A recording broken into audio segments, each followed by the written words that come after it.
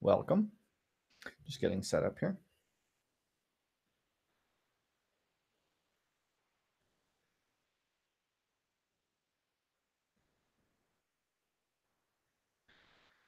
Welcome. Very first viewers, listeners for the moment. By the way, if you're ever curious about what I'm doing in these few moments, it's basically first thing I do is I post the link to the Discord and I give people a ping so they know that it's kicking off.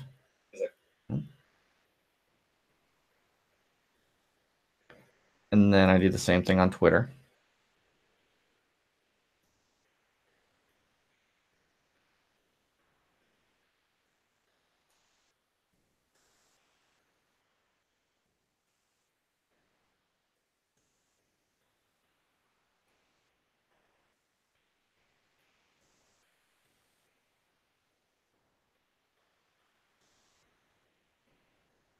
So yeah, if you want to get notifications of when I go live, exactly when I'm going live before anyone else does, probably the Discord server is the best place to be for that.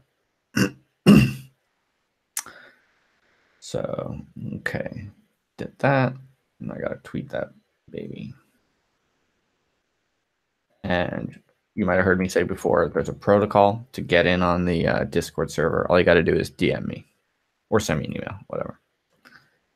And I'll hook you up. So today we're going to be talking with Donald, who I don't know at all, but seems cool, seems smart. I'll tell you more about it in a sec.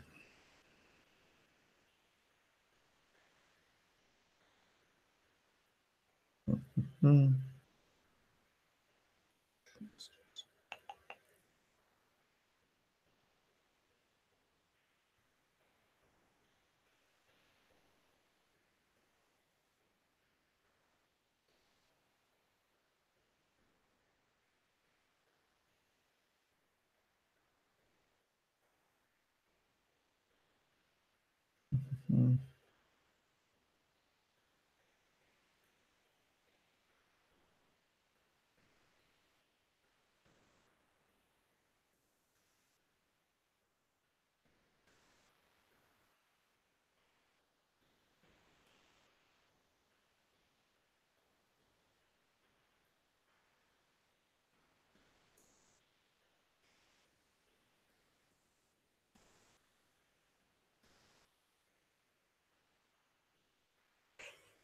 All right, we're almost ready.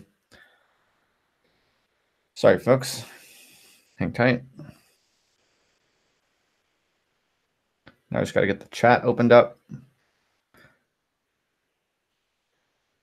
It'd be sweet if I had some sort of an assistant or something, or I was sitting at a big table with a bunch of people, but alas, no.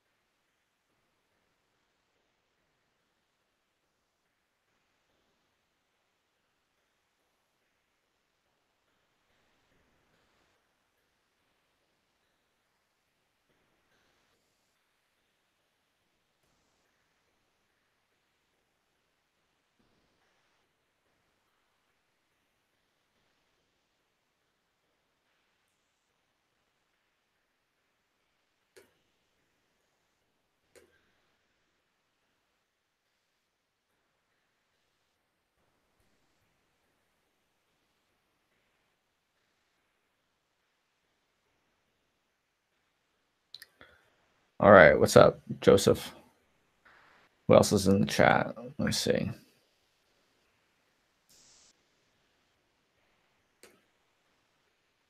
All right, basically ready to roll in just a few seconds. We got most people. Well, we still got people coming in, so that's the other reason why I kind of fire this baby up before I'm actually quite ready to go live. Give people a minute to get in, tweet that stuff out, put it in the Discord. Red Violet, what's up? Space Explorer, what's up? Rye, what's up? All right. So let's do this.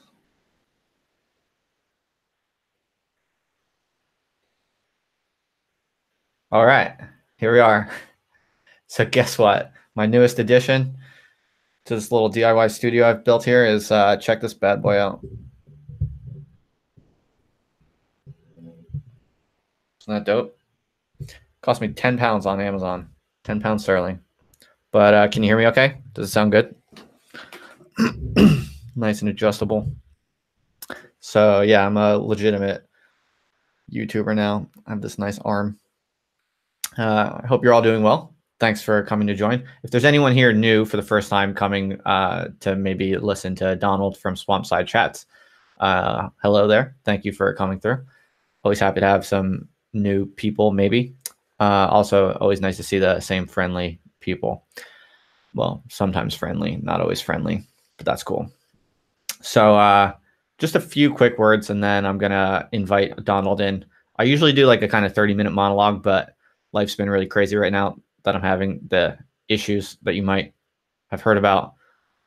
I'm really not supposed to talk about them, and I'm going to try to be better about that because I run my mouth a lot, and it's probably going to get me in trouble. But be that as it may, I'm just going to keep this dialogue, this little monologue, real short, and then I'm just going to bring in Donald. So you folks might have remembered I had people on, two people, I believe it was Lexi and Rosa of the Swampside Chats, and they were cool. They were smart and friendly and lively. And if you remember, that was because they were kind of trying to take down accelerationism in a recent article. So I thought it'd be fun to chat with them. And yeah, it was an interesting conversation. We covered a lot of ground that I wasn't necessarily expecting. So yeah, I think Donald is of the same crew, and he wanted to also join the party. So I said, sure, of course. I'm curious to hear what he's got on his mind. And yeah, they seem like, I haven't listened to too much of their stuff, but they seem like they got a cool little thing going on with a cool little community around them. So yeah, I'm always happy to see like people on the fringe of, you know, different political ideologies, like doing their thing and building little communities. I think it's a really exciting thing going on right now. So yeah, maybe there's some overlap between my people and their people or whatever. But all right. So thank you for the kind words about my new setup. I have to say I quite like it too. It makes like streaming more fun and more relaxing. It's nice to be able to sit back. And also it just looks pretty cool. I think it looks rather I don't know. I like it. So why am I feeling down? I'm not feeling down. No, I'm good. I'm just busy, and life is kind of chaotic and unpredictable right now. You might have seen my recent blog posts. I'm not supposed to talk about what's going on at work, but I'm having some issues, let's just say, to say the least. And stuff has been written about it publicly. So, I mean, there's not really, you know, I don't really understand why I have to keep it confidential given that so much has been written about it, but whatever, I don't care. I'm trying to respect the process, so I'm not talking about the details, but you know, you can just find publicly available information that wasn't even written by me if you want to know what's going on. But anyway, it's not that interesting, at least not yet. Hopefully it won't get interesting, but it's not like I'm sad. It's just a lot of uncertainty, and my wife and I have to kind of like do all this talking and strategizing about what we would do in different outcomes. And but honestly, I'm really happy. It's like it's actually quite energizing. It's forced me to sort of think more seriously about what I really am interested in and what I really believe in. And honestly, all the stuff I'm doing on the internet is so much more intellectually, I think, exciting and significant, to be perfectly honest, than a lot of my published academic research and my formal teaching inside of the classroom. So, you know, I hope that I won't have to choose, but you know, I know what I'm doing. And also, frankly, huge thanks to my patrons, because like the fact that people have come out of the blue to give me some money for what I do is incredibly, I mean, words cannot describe how motivating that is and how satisfying that is. So I'm sort of like so emboldened by that I'm kind of like, well, shit, that's so awesome. Maybe I can just write whatever I want full time and do live streams, do like one every day with interesting people from all over the place. like if people, the fact that people are like, there's a good handful of people, and I'm not that big at all. So there's a small handful of people who like really like what I'm doing. If there's a small handful of people that like what I'm doing so much that some of them are giving me like good chunks of money, then I'm sort of like, well, damn, there's got to be more people like that out there. If I just go hardcore and consistently, over time, those people will see what I'm doing and they'll see that I'm trying to do something, quite unique, I think. And I'm, I don't want to toot my own horn or whatever, but I genuinely have become quite interested in the possibility that if I were to devote myself full time to just thinking and speaking as freely as possible, and as, seriously and dedicated, with as much dedication as I currently give to my academic work, if I were to just do that full time, trying to explore questions of interest that are really live and important on the internet that other people generally aren't doing a great job with exploring in a serious way, if I were to just do that full time, that would be amazing. And like I think that would actually be a much better way for me to live. It would much more suit my temperament, and I could do some really badass shit that way. And it's super risky, obviously. Like I'm not anywhere close yet to like replacing my current income through internet stuff. But I mean, I only just recently threw up the Patreon, and I'm quite pleasantly surprised that how many people have come out of the blue already, and I haven't really been pushing it that hard. So yeah, it's very energizing, very, very grateful. Big thanks to all you folks. And a few people, joined over the past week or so.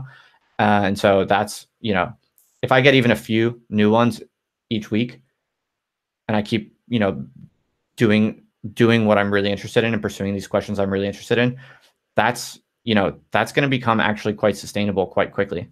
So yeah, I'm just keeping my mind on that, on the good stuff, on what I'm really interested in, the questions I'm working on, both with my blog and that I'm kind of, dancing around with these conversations I'm having with people.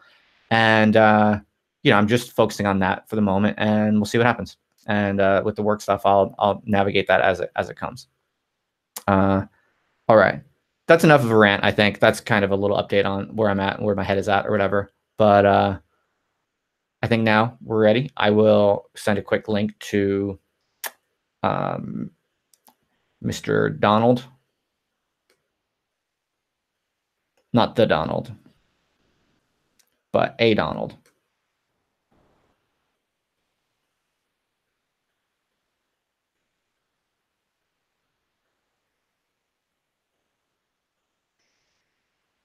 Hang tight.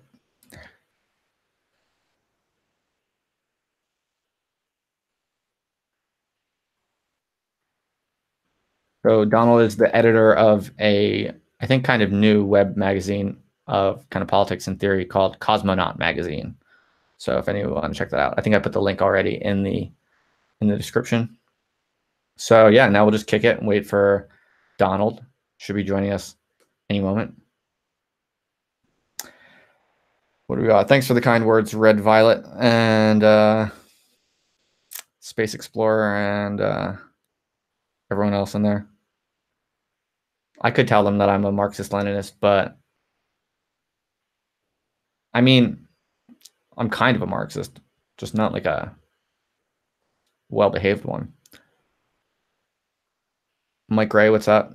Thanks for joining. I don't think I've seen you around these parts. Yeah, Merlot and kale chips will get you very far. I've been drinking wine every night ever since I got back from Italy. Not to sound all corny. I don't want to tell you how, Italy changed my life or something and really taught me about how to enjoy the simple pleasures. But what I will say, without reflecting on it and being corny, ever since I got back from Italy, I literally drink red wine every night now. There's no reason not to. The photo behind me, that is a poster from the Black Panther era by one of probably the most famous Black Panther artist named Emery. Yeah, so Black Panthers. Hey, Mike. Well, thanks for the kind words. Thanks for hanging. Oh, I do not drink white wine. I hate white wine. It's too sweet. Nothing against you if you like white wine, although I would question your judgment and maybe your character, but I wouldn't tell you that. No, I'm just kidding. I wouldn't actually. I think red wine is really delicious. It's basically grape juice, but for adults. What's funny is I never really even liked grape juice. but there's just basically no reason not to drink red wine with dinner, I think. From what I know, I'm not an expert on the research, but I do believe that one glass of red wine with dinner every night is well within perfectly reasonable bounds for a whole healthy life. I'm not going to make big claims for it necessarily being good, although I think some people do. I don't know if they're true, though. I'm pretty sure it's not bad, though, and it's quite enjoyable. I think you would be surprised how much it can improve the pleasure that you derive from a meal. I think that's something I've noticed lately, and I just kind of recently decided there's no reason not to. Even if I have stuff to do at night, you can get away with one glass of wine with dinner and not be too tired or, lethargic or whatever. Yeah, maybe try some dry white wines, but still, no, not a big fan of white wine. Yeah, I'm gonna make the sequel to Eat, Pray, Love. That's a good point, Goldfire. Well, actually, I'm already making it. It's called Retard Vacation. I actually got like a little microphone for my iPhone, and I've been shooting like little clips of video off the stream. There we are. Donald, what's up, buddy? Hey, man, how's it going? I'm good. I'm good. I like your Black Panther poster in the background. Oh, thank you. I was just being asked about that, actually. So kudos to you for knowing what it was. How are you doing? All right? Pretty good, pretty good. Just Dave sleeping in late, no work. Nice. Nice. Do you mind if I ask what you do for a living? I'd rather keep that secret. Sure. Don't want people calling my boss and telling them what dirty call me. Yes, that is. But it's related to tech, so that can be a problem nowadays. Although in general, well, if you're a commie or right, I mean, it's this is my problem with a lot of Antifa stuff, is that they use the bourgeois state as a tool against the fascists. But it's like, as soon as you become an actual threat to the state, we're going to use those same things against you just as easily, So right. It's just, yeah. But it is interesting. You don't really hear that much nowadays of major protests or public flack against academics for being too left-wing, right?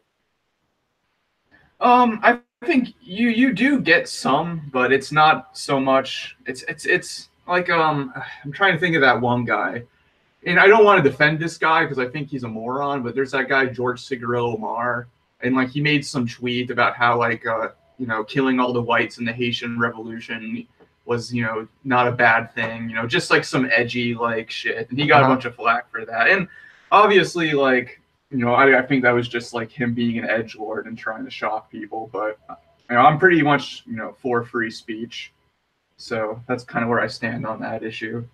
Yeah, cool. So yeah, when Alex Jones got kicked off of YouTube, I got kind of fucking scared. It's like, if they can kick off Alex Jones, they can take down Swampside chats if we ever become popular. I completely agree with you. When the Alex Jones stuff went down, I really also interpret that as a pretty significant milestone, actually. And I think time will tell, but I agree. I think anyone who's interested in doing at all radical or creative intellectual exploration on the internet outside of mainstream institutions should take those sorts of events quite seriously, I think. Yeah, and I mean, about academia, this kind of gets back to this question, is I really think that the left needs to kind of just get away from academia and build its own alternative intellectual infrastructure. And so that's kind of what I'm trying to do with Cosmonaut magazine, is just kind of create a forum outside of academia for serious theoretical discussion on communism. Okay, cool. So why don't we just jump right into that then? Why don't you tell me more about that? Maybe could you tell me like how, when you decided to start Cosmonaut, how do you see it in relation to the other available kind of radical left-wing spaces for writing? All right. So today you got Jacobin. That's the most popular like left-wing rag. And they're fucking social democrats. They don't want revolution. They just want to elect like Bernie Sanders and pass, some reforms that will modernize the modern welfare state. So, and sometimes they do publish more radical writers, but really the editorial line of Jacobin is for a kind of what they call muscular reformism. but I really think it's just reformism. You know, it's militant reformism, or you know, it's. But in the end, they don't believe in, you know, they're not. They don't want to overthrow the U.S. government and, you know, build a dictatorship of the proletariat. And Or so, I think a lot of them would say they kind of want that, but this is how they think they want to do it. yeah, well, they would say that they want that, but then they would kind of like say, well, but, you know, we need to, you know, it needs to be more like a market socialist kind of Yugoslavia type thing, and there needs to, you know, and there won't be a revolution. It's going to be like non-reformist reforms that are passed by a social democratic party. And I just don't think that if you want to make that kind of like massive, large scale change, that the capitalist class is just going to let you like slip these reforms under their nose without like rebelling, basically. Right. So, Right. anyways, I'm kind of getting off topic. That's a whole other question of reform versus No, revolution. that's okay. Yeah, go on. But I would say that Cosmonaut is like for people who like Jacobin maybe, but want something a little more radical. I guess that's how I would put it. Okay, that's and interesting. obviously, and we don't have the same institutional backing that Jacobin does, because, you know, it's basically the New York City, Brooklyn hipster elite that runs Jacobin. I hate to say it, but it's pretty much true. And they're also, you know, they have the DSA behind them, whereas Cosmonaut, we don't really have any kind of, you know, we don't have the kind of connections that Jacobin has. So it's going to be a tougher uphill battle. Yeah, you know, that's interesting you say that, because I've kind of noticed that it's, I mean, to me, it's this is no critique at all, but I have noticed, and it's kind of interesting how basically the DSA, Jacobin, and also like Chapo Trap House, right? There, it's I call it the DSA Jacobin Chapo axis. okay, yeah, basically one big group, right? Yeah, it's the axis. Yeah, yeah. So that's interesting. So okay, so maybe tell me a little bit more about what's your background, like where are you coming from with all of this? I grew up in the suburbs of Florida and a very mediocre petty bourgeois life. I went to college, studied history. I was radicalized by the Iraq War back when I was in high school. So How old are you? I was like, well, the Iraq War was 2003. So God, that was so long ago. And How old are you now? I'm 27. So let me think. That was like 14 years ago. So yeah, I must have been like 13 years old. But I just, you know, I had like a gut, you know, kind of instinct that this was wrong. And so that got me reading more about politics and history and imperialism. You know, I started getting into Noam Chomsky and reading just, you know, questioning everything I learned in history school. And so really it was kind of anti-imperialism that radicalized me. Okay. Okay. But I can't say that I was like active in the anti-war movement because I wasn't really old enough to be. But you know, it was that general opposition to Bush and the Iraq War that kind of got me questioning, you know, the U.S. empire, which then in turn led me to question capitalism. And then I kind of got really politically apathetic for a period of time and kind of just did a lot of drugs and, you know, kind of became kind of an individualist anarchist. But around the time Occupy popped off, I kind of reconsidered my more nihilistic position. Thought, hey, maybe, you know, it is possible that people can collectively act to change the world.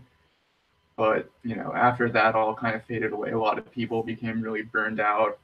And I became kind of a cynical ultra leftist, you know, didn't really think anything except spontaneous revolution could get us out of the mess we're in. And I kind of slowly moved more towards what I would call orthodox Marxism, which is just kind of the basic core politics of Marxism. So you now think of yourself as an orthodox Marxist? Yeah, and I would even call myself a Leninist, but with qualifications, because I think most modern day Leninists have very little to do with Lenin's actual politics. Okay. Okay. And that's all useful. That's just kind of backgrounds. And so is Swampside Chats and your podcast project that you do with Lexi and Rosa, is that all kind of the same milieu as the Cosmonaut blog, the same kind of tendency in people?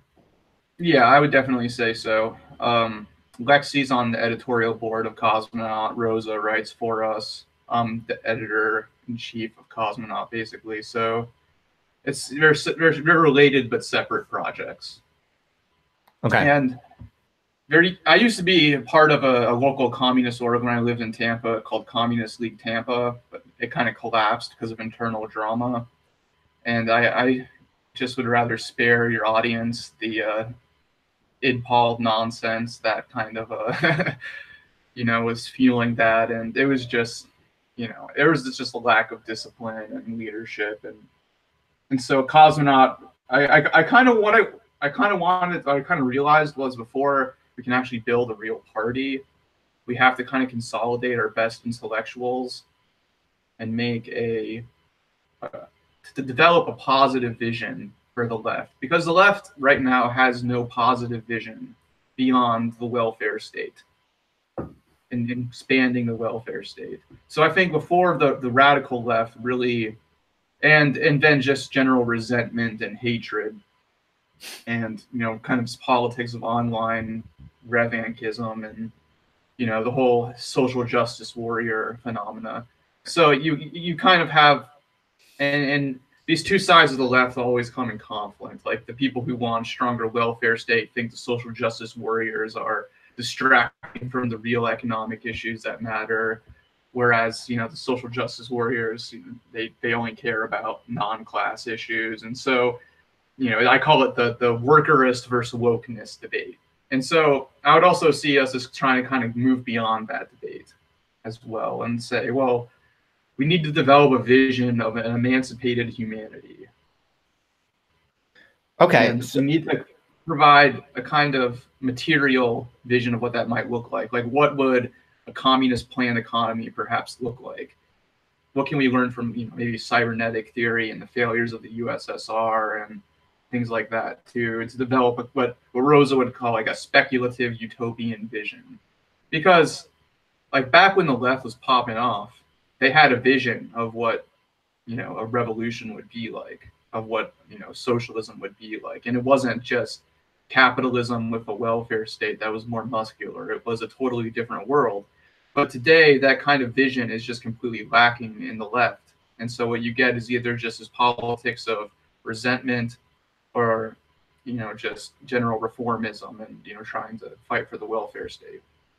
Right. Well, I think one of the things you do see, though, is that you do see small groups on the left, a bunch of small groups, kind of like yours, probably with slightly different accents, that do have positive visions. If you ask them and they articulate them and they write essays about it, and you can find positive, speculative, utopian visions. The problem is that there's just a whole bunch of little small groups, right? And there's no real principle for aggregation, I think is one of the problems, right? Yeah, I totally see where you're coming from there, because kind of what I wanted to do with Cosmonaut was create a form of debate for these different small groups to kind of develop their politics. Because we don't really have an editorial line as in this is what our program is. What we're trying to do is more so get people from these different leftist groups to kind of hash it out in a public forum where we can actually develop, and understand what our differences are. And then perhaps from there we can, start merging these smaller groups around a greater political vision. Okay. So yeah, that's kind of where, I'm coming from with this issue. That's cool. That's cool. Well, you did a good job sparking people's interest with the accelerationism takedown article. That got a lot of people talking about you folks. Probably for the first, probably got you in front of the eyeballs of a bunch of people that never saw you folks before. I definitely never saw it. I never saw any of your stuff until then, so that's cool. Yeah, I mean, we're kind of obscure, like I said. We're trying to kind of, jump out of obscurity and compete with the Jacobin crowd. But honestly, what's funny is a lot of the eco-socialists accuse us of being accelerationists. So it's like, I don't know, it's weird. So so what is your take then on the SJW question? But specifically, the dumbest wings of the SJW phenomenon. Like, how do you see that? I think that it's really closer to right-wing cultural nationalism in a lot of cases than it is to actual emancipatory universalistic leftism. But what do you think is the right way for a true communist such as yourself to deal with those people? Well, I think that we need. I think this is, the kind of my theory about, SJWs or whatever you want to call them, is that it's basically we live in a very atomized society, and so and there is real oppression in this world. But the problem is that because we're so atomized in this world, people can't really collectively act in a political way to fight against oppression. And so instead, what you have is these kind of very individualistic online subcultures that kind of develop a tunnel vision around very specific, single issue identity politic. And there's no kind of vision. Because I do think that communists need to fight for things like sexual freedom and, you know, things like that. I'm not a workerist. I don't think we only need to fight for wage demands. We need to fight against racism and sexual oppression and gender oppression, but it needs to be done in a way different from how the liberals do it, which is basically every separate identity has their own little niche struggle, and then we can all be allies, perhaps, but there can never be any kind of universally united struggle for an emancipated humanity. And the thing is that class is central, not because class is like the only thing that matters, but class is how you unite people of different identities and oppressions in a common project to abolish the system that oppresses us all. So I would say that the reason why I think Marxists need to emphasize class first is because it gives us an axis around which we can all unite. That makes sense. Yeah, that makes sense. Sure. I see your point. I see your perspective. I think, in my view, I've done a lot of data analysis on, I'm a political scientist, and so I study public opinion and things such as that. And so I've done a lot of data analysis on like who thinks what and where these, where people on this spectrum are actually located and what kinds of groups they're located in. In some sense, these live streams I've been doing grew out of this kind of long-standing interest I've had in understanding like the confusing terrain of ideological space today. And one of the things I've found, and I think this is very consistent with a lot of people's intuitions, with anyone who has experience on the left at all, and certainly the radical activist left, is that there are a lot of left-leaning people and even hardcore leftist, like strong, unambiguous leftist people out there in the population who basically are in hiding from anything that looks like organized activist politics, in large part because this kind of SJW strand has so much media visibility and does exercise a fair amount of terror, I think, over the pronouncements of even the smarter people kind of in public milieus. And so I think based on a lot of the data analysis I've done, it looks to me like there is a very small minority of kind of radical leftists who have a very particular kind of worldview. It tends to be, and I mean this in a technical sense, it tends to be somewhat authoritarian in the public opinion sense of what authoritarianism means. Yeah, and I would definitely be considered an authoritarian in the public opinion. Well, I'm talking about like the psychological correlates. Like we could break you down after if you want, but I'm saying like okay, so that's totally my point was just totally I'm not using this as a pejorative to dismiss someone. I'm saying in the more technical psychological sense, they have like Adorno, like how he kind of tries to measure the authoritarian personality. The study of the psychology of authoritarianism has definitely changed a lot since the authoritarian personality, but he is in that tradition for sure. Yeah, and just to make it clear, I'm not a really big Adorno fan. I think that's probably like that whole study was kind of silly, and I don't think you can measure the F scale of how fascist someone is based on personality traits. Like I really think that trying to psychologize fascism is it can be interesting and useful, but it also just ignores how these politics appeal to a wide variety of different psychologies.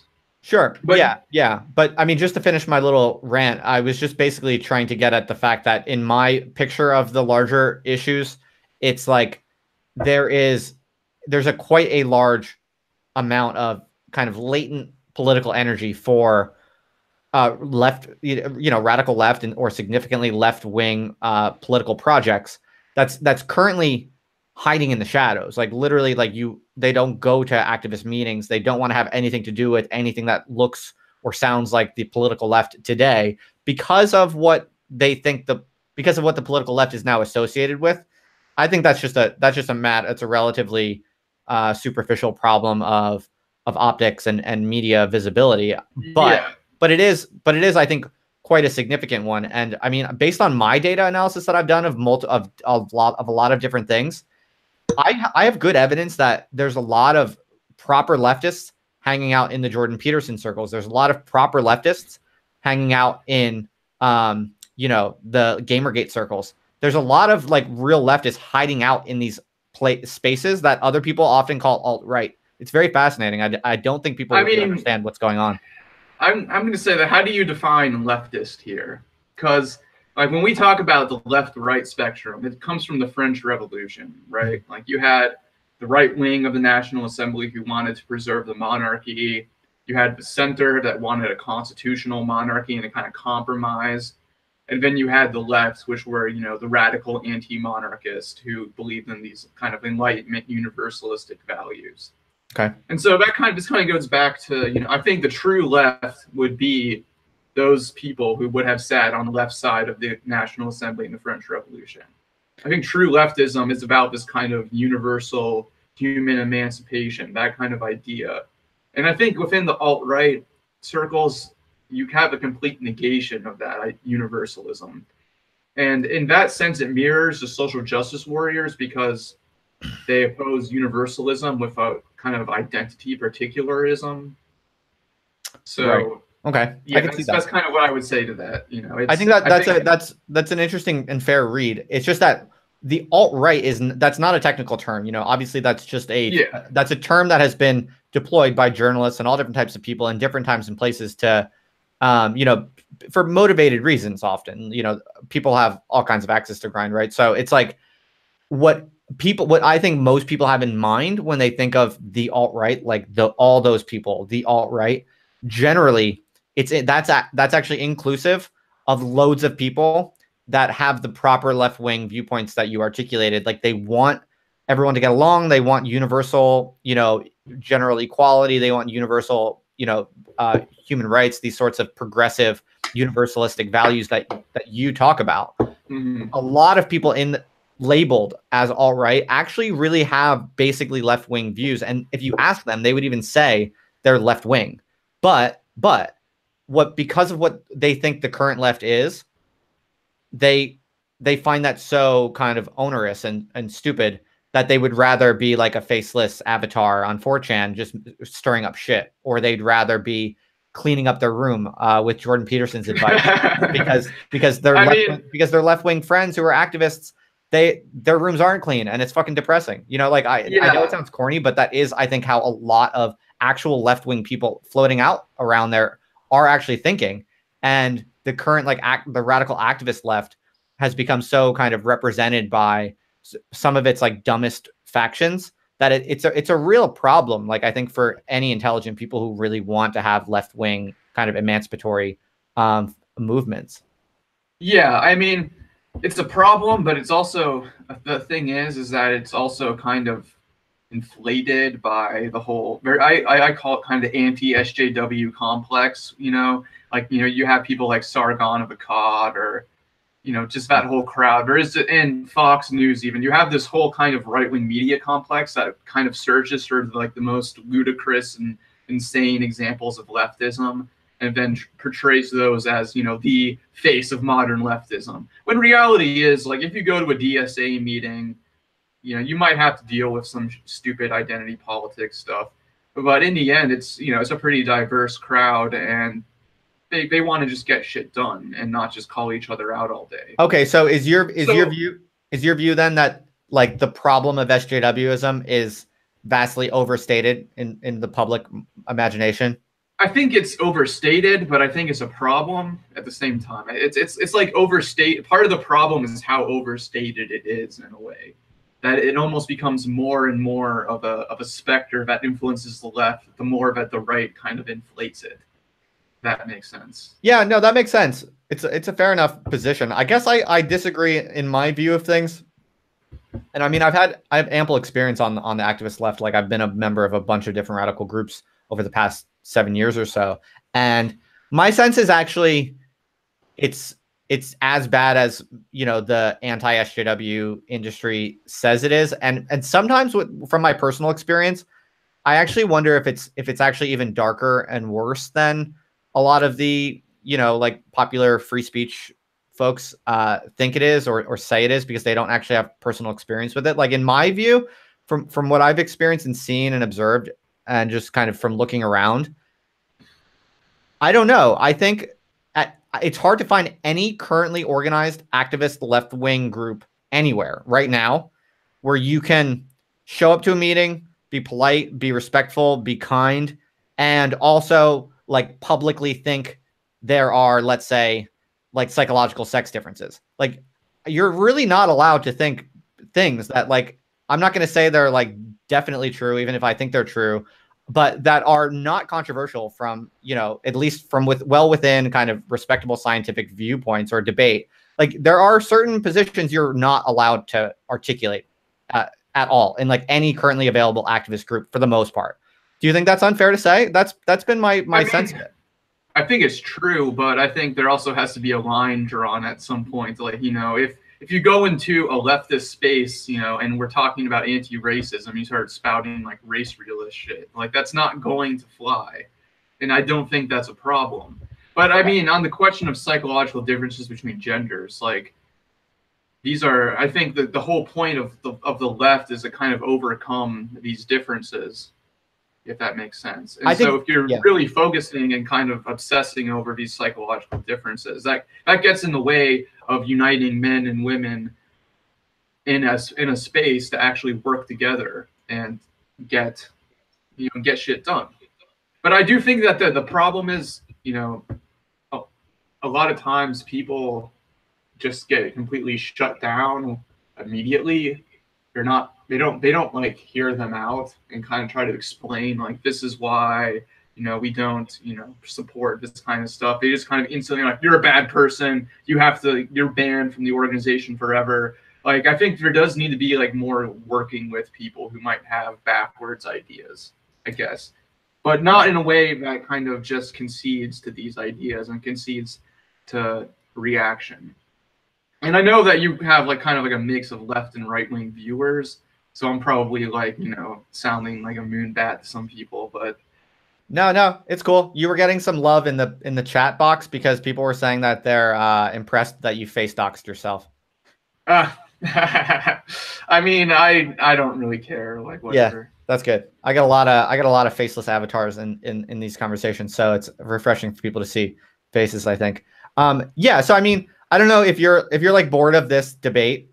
We can totally just go on to something else. But if you're into it, I mean, I find this to be a fascinating topic. Okay, good, because I have some thoughts on what you just said. I mean, I think it might be productive that I think I do see things very differently than you just articulated them. So, for instance, when you just said that you think leftist activists should have a more kind of patient and cooperative attitude towards people who come into activism with some of these more questionable viewpoints. To me, and I have no problem with you or anything you think, but to me, in the activist context, that's actually a pretty widespread viewpoint, and I think it's really condescending. Like, I think that itself turns people off. Like, the way that I see it is, if you're smart and well-read and you pay close attention to science, you're probably going to believe that psychological sex differences are a fundamental true fact.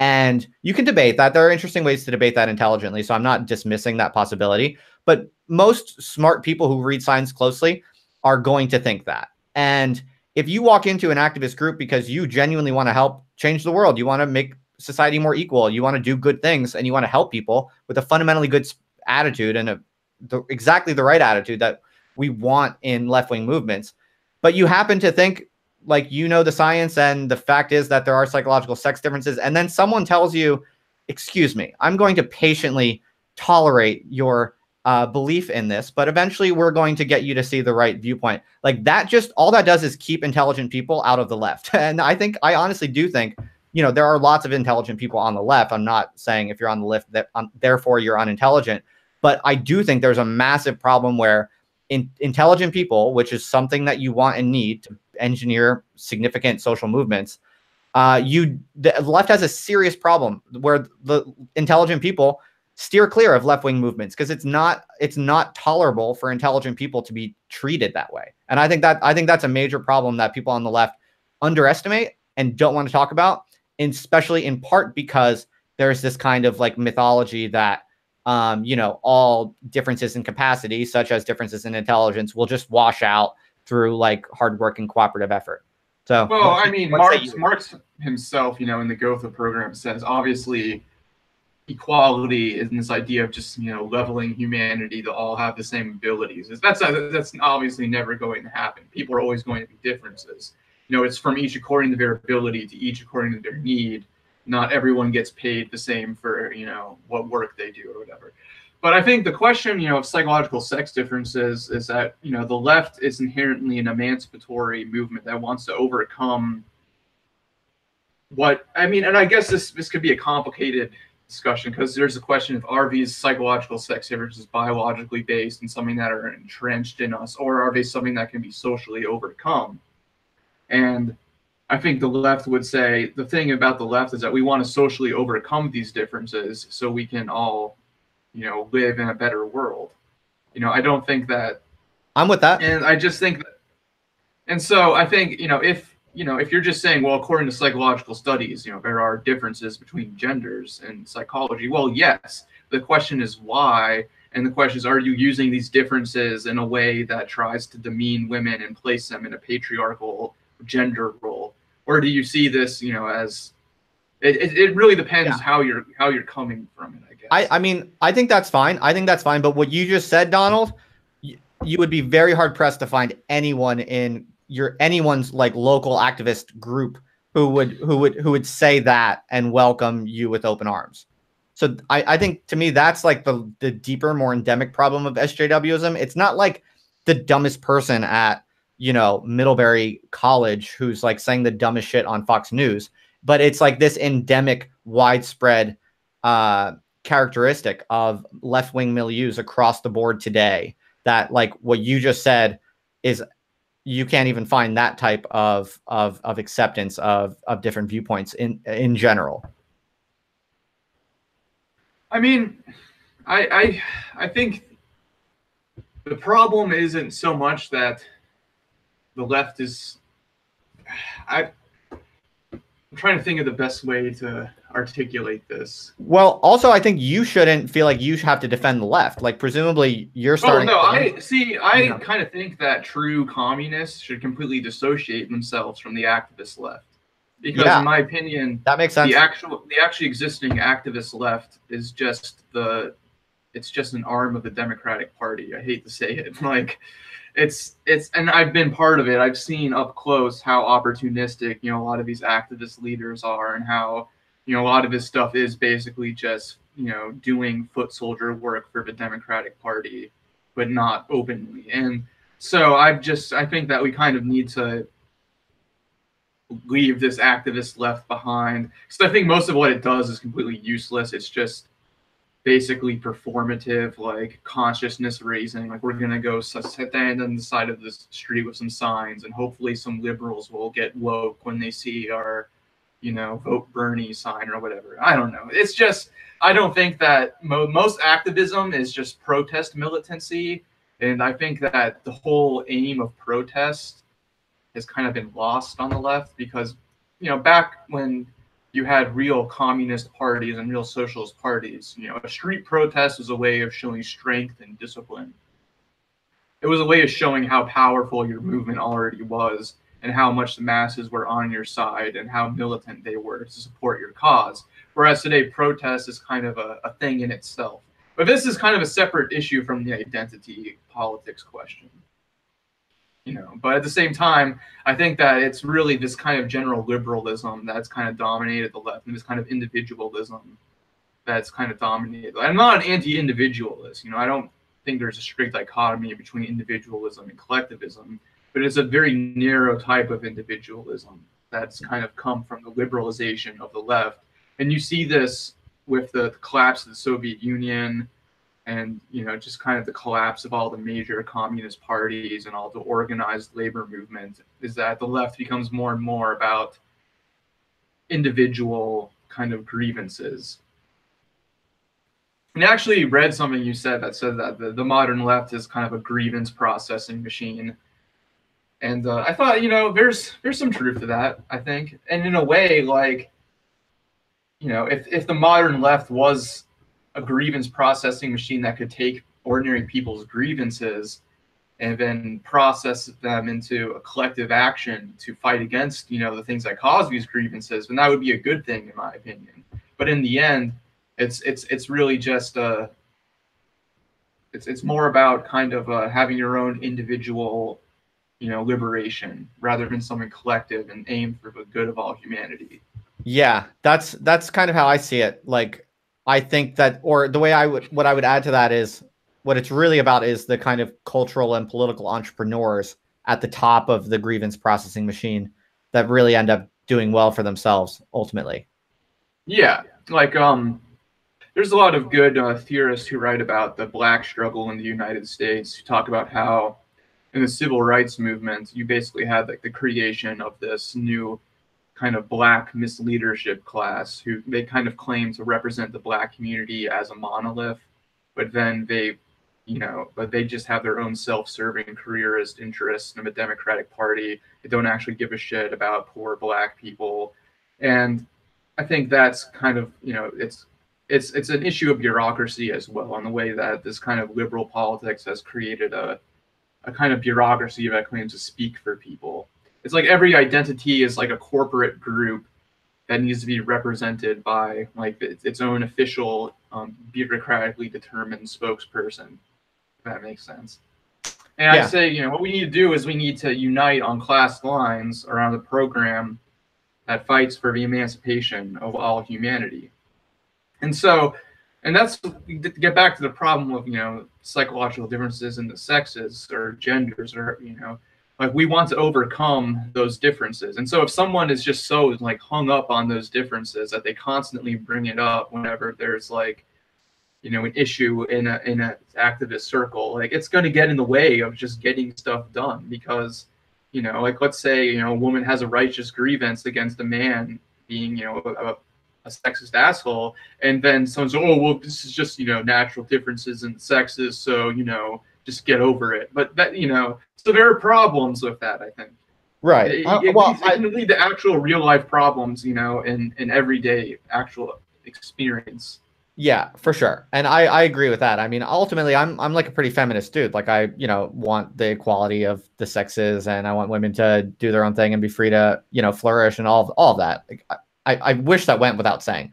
But I think, so I'm with you that, you can use certain findings in science to like justify and shore up all types of, backward and harmful politics. Yeah, for sure. So I'm with you on that. But I think the much more severe problem is that there are a certain set of kind of hot button scientific findings, which might not be the God-given truth, like you can debate them for sure, but that are kind of in principle not allowed in contemporary leftist milieus. And, I think it sounds like you and I agree that that is not good and that's not ideal.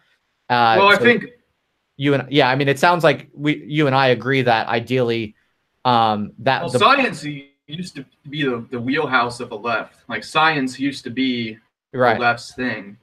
Like there's a really good book by Helena Sheehan called Marxism and the Philosophy of Science, which is kind of a history of Marxist scientists in the first half of the 20th century. And it's just really amazing how you had all of these, scientists and who were part of the Marxist left. And so I think, if you're just talking about unwillingness to kind of discuss these, more unsettling scientific findings, I think we should actually look at these findings and debate them. Exactly. Yeah, needs to basically wage a culture war, but not for a culture war for science. Basically, the left needs to take science back into its own hands. And the thing is, you're right that a lot of these scientific findings can be used to shore up different types of oppression and inequalities. And so, but that doesn't make those scientific findings go away. We need to critically examine them and put them into a broader social critique. Right. So, and I think I think to me, I mean, I still basically think of myself for the most part as a leftist, but the thing that I would maybe go a little bit further than you in saying is that in my view, the ideal revolutionary group or community or however you wanted to think about it, a cadre, whatever you want to call it, the vanguard, the ideal revolutionary organization of any kind at any scale would mostly be organized around the radical search for the truth. And Yeah. that might sound kind of hokey, but I actually think that the only way we could possibly re-engineer the ideal society that's ideal for all people equally would be if we subordinated everything to finding out the truth of human being, the truth of who we are, the truth of what we need, and the truth of empirical reality, like how it actually functions, how we function, how the world functions in its empirical reality. Like until you have the most accurate mapping of those questions available, you're you have a high probability of going down a wrong path. And so my view is sort of like at the very beginning of any group that wants to kind of find human liberation, it's actually kind of better, I think, to not even, there's not even a need to think in terms of left or right in advance. Just hold everyone hold each other accountable to seeking the truth. And wherever that points, wherever that pops you out, is where I think you should wager your energies. And I think that's the closest you're going to get to collective liberation we could ever imagine, personally. Yeah, I think that overall, I mean, I might just be repeating myself, but the left kind of does needs to rebuild its theoretical grounding. It needs to do so in a serious discussion with the natural sciences. So what would And be like for you if for current kind of like left-leaning teenagers and stuff, like what do you think is the most interesting and useful stuff to read or think about right now? um, right now, I read a lot about Soviet history because I think that the failure of the Soviet Union to produce communism is one of the big. It's really the one thing in the 21st century that kind of weighs on us all and kind of keeps people from thinking that an emancipatory future is possible. And so I think, reading about the history of the Soviet Union, we can kind of learn about what went wrong and try to develop lessons from that. So I think really, if you want to be a serious like leftist, you got to study your history of past left wing movements and see how they failed, how they succeeded, what worked, etc. You know what I mean? Yeah, yeah, I hear that. And I You were also saying, think we need to study science as well. We need to study, like, Marx studied everything of his mhm. time. He studied natural sciences, he studied anthropology, he studied economics. He didn't care if it was bourgeois, reactionary. He sought to, integrate all knowledge into his understanding you know, of humanity and society. And I think the left kind of needs to take up that approach more, because like with the rise of post-structuralism, which I see as basically the ideology of modern neoliberal capitalism, you have this idea that science is just a relative narrative that just represents like an individual culture's truth. And that idea is increasingly popular in the left. And we need to get away from that. Like, we really need to get away from that because science is the right. bedrock of Marxism. And it's the bedrock upon which we can actually develop a vision of a better future. And that's why in Cosmonaut, in our mission statement, we explicitly take up the term scientific socialism, which was developed by Marx, because we want to kind of reclaim that term. Because a lot of times when people hear scientific socialism, they instantly think of Stalin and Lysenkoism and like this idea of this super top-down engineering, this like social engineering of humans. But I think that if you actually read the history of Marxism and science and their, relations, it's a lot more rich than that. It's a lot more complex. Like people will bring up Lysenko, the fraud geneticist in the USSR, but then they won't bring up the fact that there were other geneticists working in the USSR who critiqued his ideas, but they just got purged by Stalin. So it's it's a little more complex than just this idea that communism is it's anti-science. Like I saw a video by this alt-right guy, or maybe not all, I don't know, neo-reactionary might be the correct term, but true. I'm sure you're familiar with True Dill Tom. I've heard of him. Actually, I have a fan who's like constantly telling me I need to talk with him. So what's his story? I mean, I watch a lot of alt-right and neo-reactionary stuff because I just find it fascinating. Like I disagree with it all, and I think a lot of it's just absolutely irrational. But I still think like all new ideas are interesting to me. And so, yeah, It's okay. You don't have to justify your interest here. I completely understand yeah. the passion for evil people on the internet. I mean, yeah, I just think evil itself is interesting as Yeah, well. Like, definitely. I'm kind of an edgy guy, I'm into neo folk and industrial music and stuff. But anyway, what was I gonna say? True Deal Tom, he's kind of one of the more intelligent of all these YouTube neo reactionaries. I would say he's Is he young, like a but kid though? How old is he? I don't know. I think he's younger than me, but he is relatively intelligent. Okay. Like he's not just like one of those guys who just is like, oh, SJW's owned. Like he actually does, read political theory and try to. Okay. And a lot, I understand, not all neo-reactionaries and alt-right people are idiots. There are a lot of, people who read political theory and stuff. And how sinister is True Dilton? I mean, I think he's a monarchist, so obviously I think that he should be, I think his ideas are bad. I don't think they should be repressed by the state, but I think we should argue against them and explain why they're wrong. So I'm sorry, I was distracting you with all these questions. What were you saying? What did you bring him up for? I forgot. Well, he had a video that was like, why does the left reject science? And actually, I wanted Swampside Chats to kind of do a reply video to that. So someday maybe we'll do that. But I just thought that he's pointing out a lot of problems with the modern left that are real, and how this kind of post-structuralist ideology has become more dominant, and it's become less fashionable for leftists to study the sciences. And there's just kind of there's the STEM bro stereotype, this idea that if you're a scientist, you're like this, sexist dude who hates women and, doesn't want and you just, only care about your own career. Whereas someone in the chat actually made an interesting comment just now. They said Crab Aesthetics says leftists are generally boring and they regurgitate the same ideas, and that's why there's so little leftist content on YouTube. I've always been interested in that question. Why is there so little leftism on YouTube? Do you agree with that assessment, or do you have a different explanation? A lot of leftism is regurgitation of old ideas, and that's not always bad, because sometimes these old ideas are right, and like reframing them for a modern audience can do a lot of good. There's a lot more leftism in the podcast world than on YouTube. I have noticed there are some leftist YouTubers. I'm actually not really into any of them. I think most of them have crap politics. Like it's, you either get like hardcore Stalinist tankies or like, anarchist basically. So, I mean, I don't know. I think that there are a lot of more intelligent leftists who use other mediums, but why YouTube? I'm not exactly sure.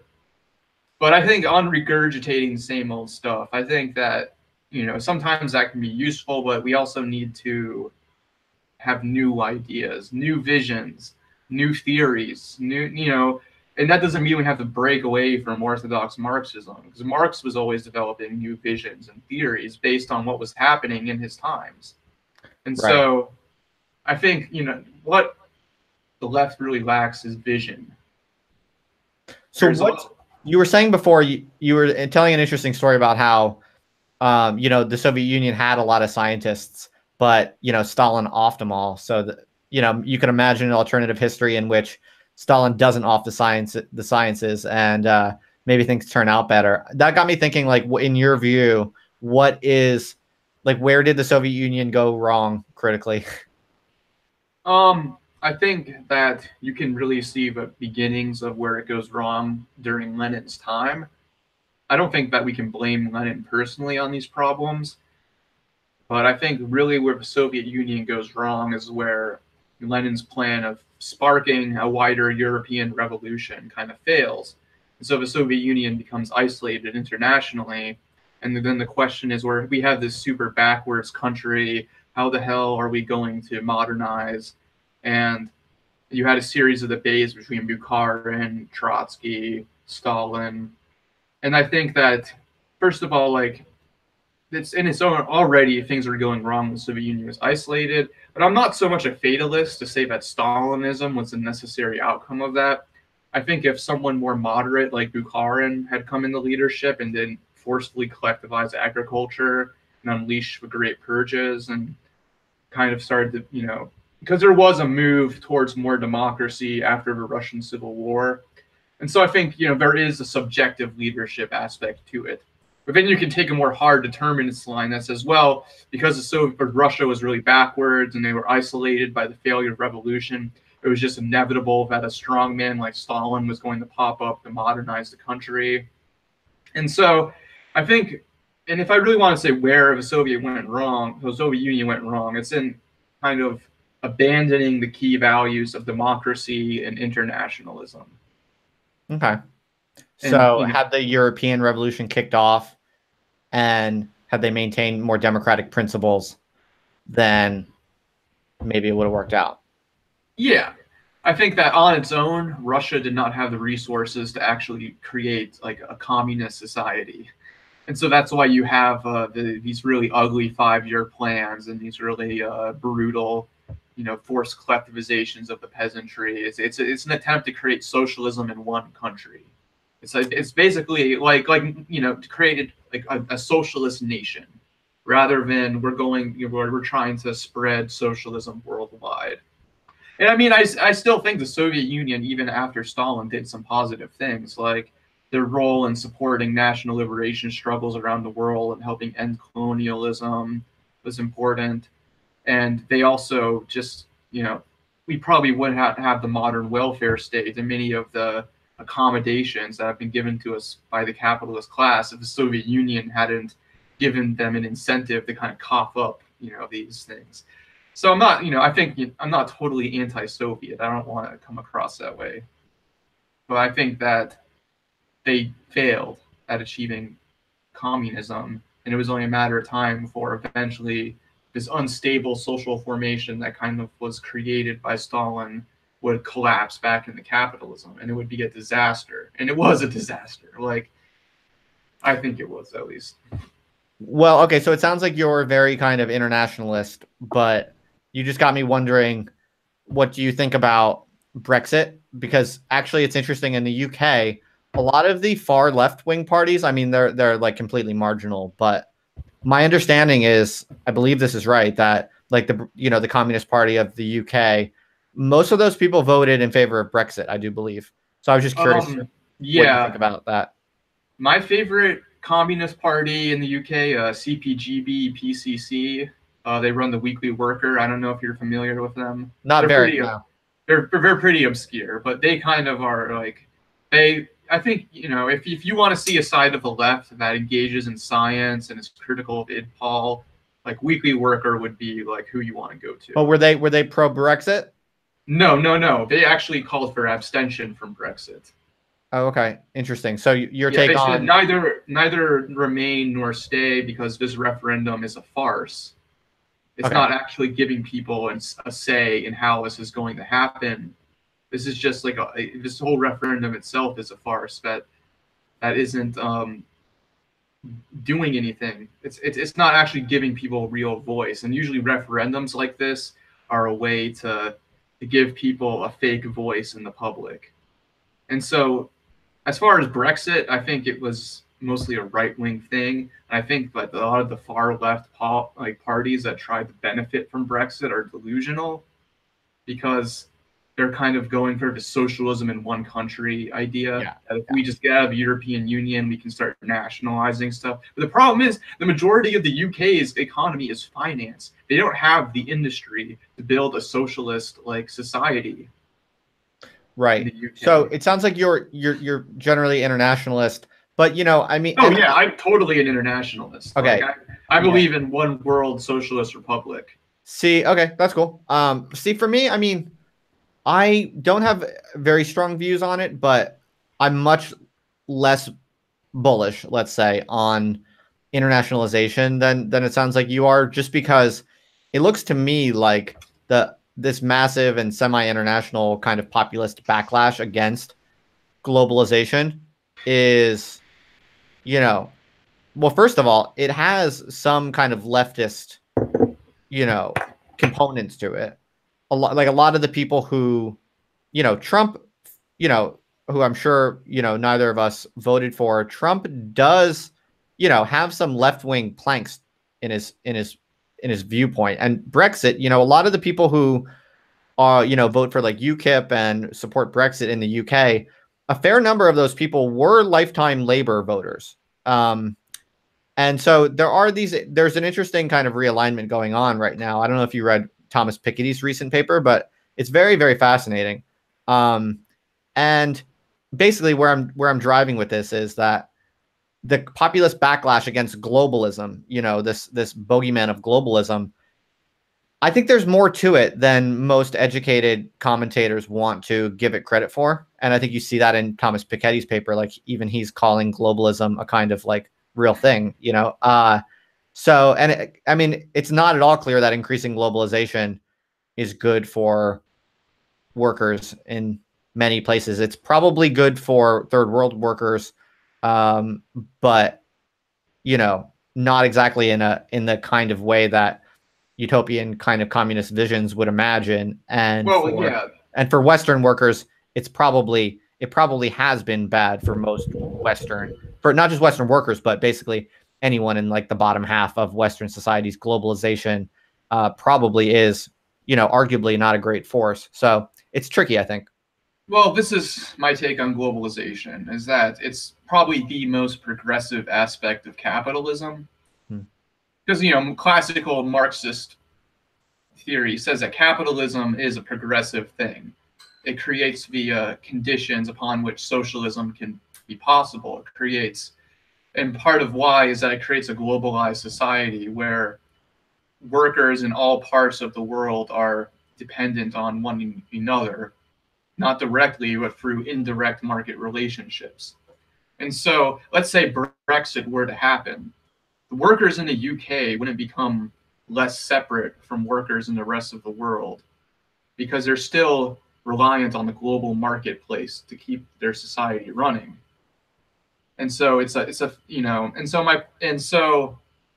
kind of nationalist populist backlash globalization, what it's doing is it's kind of, you can, I guess you can call it socialist, but it's right-wing socialism. It's a reversion to socialism in one country almost. This idea that, the problem is globalization, so what we need to do is just focus on developing our national economy so our own nation's workers can benefit more from the fruits of our economy, because globalization is keeping us, from having good jobs and good industry. And so it's kind of this utopian idea that we can just kind of, break away from the rest of the global market and then somehow rearrange national capitalism in a way that will exploit workers on better terms. Right. The one of the issues I have, though, is that you look at the European Union, and it is this, kind of fascist international representative of capital, basically. The European Commission is infamously non-democratic, infamously, mostly concerned with international finance. And so it's like, I don't know. I think I have more sympathy perhaps than many of my educated colleagues in looking at the populist backlash against globalism and seeing, some like pretty reasonable opposition to this, like to more than one international force that clearly is not democratic, clearly has something to do with, a global super rich that kind of floats above all nation states, and that, in a very direct and concrete way will tend to undercut their wages and at the very least put negative pressure on the sustainability of Western welfare states. So it's like, I mean, it's a hard sell, dude, to say like, okay, yeah, maybe a lot of that is true, but don't vote for Brexit or Trump. Just wait, hang on. We're going to get like the whole world to get the workers united. Just wait for that. And then that'll be like the ethical way to establish, like what you need for yourself. I think like, well, My thing is, though, is that it's not actually going to get people what they need for themselves. Because basically what this kind of anti-globalist backlash is arguing for is we have this, like, as you said, this kind of international capital of the super rich, and it's kind of floating above all nation states. And what, the anti-globalist backlash, they're not looking forward to a better future. They're looking backwards to an age where nation states had more sovereignty and where the national capitalist class exploited everyone. And so I think instead, like, we need to, like, and that's one of the things about it, the left accelerationists that I thought were interesting was they pointed out how much modern leftism is just looking backwards at an older day of social democratic welfare states, or in the case of primitivists, kind of like this agrarian utopianism, and not looking forwards. And so the problem is like you're right that people are reacting to this oppressive, shitty institution, the EU, and the right-wing populists are the only people giving them an immediate solution. But the problem is that it's a false solution, in my opinion. And if you actually look at the economics of Brexit, it just doesn't look promising that Brexit is actually going to offer workers in the UK a better deal. Maybe in the short term, but definitely not in the long term. I mean, I'm with you on that. Like, I don't have any high hopes for, deglobalizing, reterritorializations onto the nation state. I'm as skeptical of any success on that front as you are.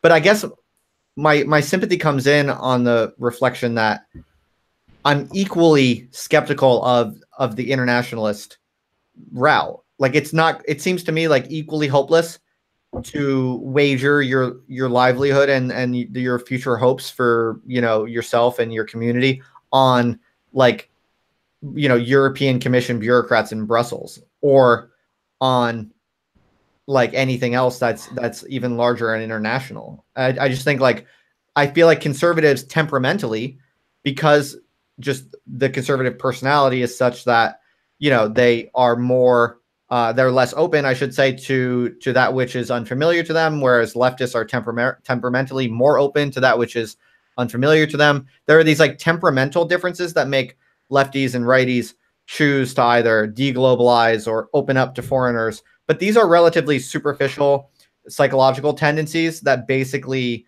put people in different directions on what is a kind of, like, equally irresolvable, kind of hopeless set of options. I feel like that's somewhat nihilistic, but I guess that's kind of how I see it. I mean, I think that, for example, like, you can take up economically left positions, but then kind of combine them with socially conservative positions. But I just think this is a dangerous route because, one, if you want to actually, first of all, like I said, I just don't think it works, and I think that ultimately we should aim higher for a more general emancipation of all humanity. And so, like, my worry is that because the left has no vision, and that we don't have a vision of a better future, where instead of going, backwards from globalization, we go forwards to a higher form of globalization. What we have is this kind of reaction to global capitalism is in the form of this kind of nationalist particularism. And so the challenge of the left right now, I think, is to kind of develop a vision of an internationalist vision that goes beyond capitalism. And this is one of the reasons I have so much respect for Lenin, is because he formed, the Third International, which was, a world. It was literally every country in the world was supposed to be part of this, world communist party.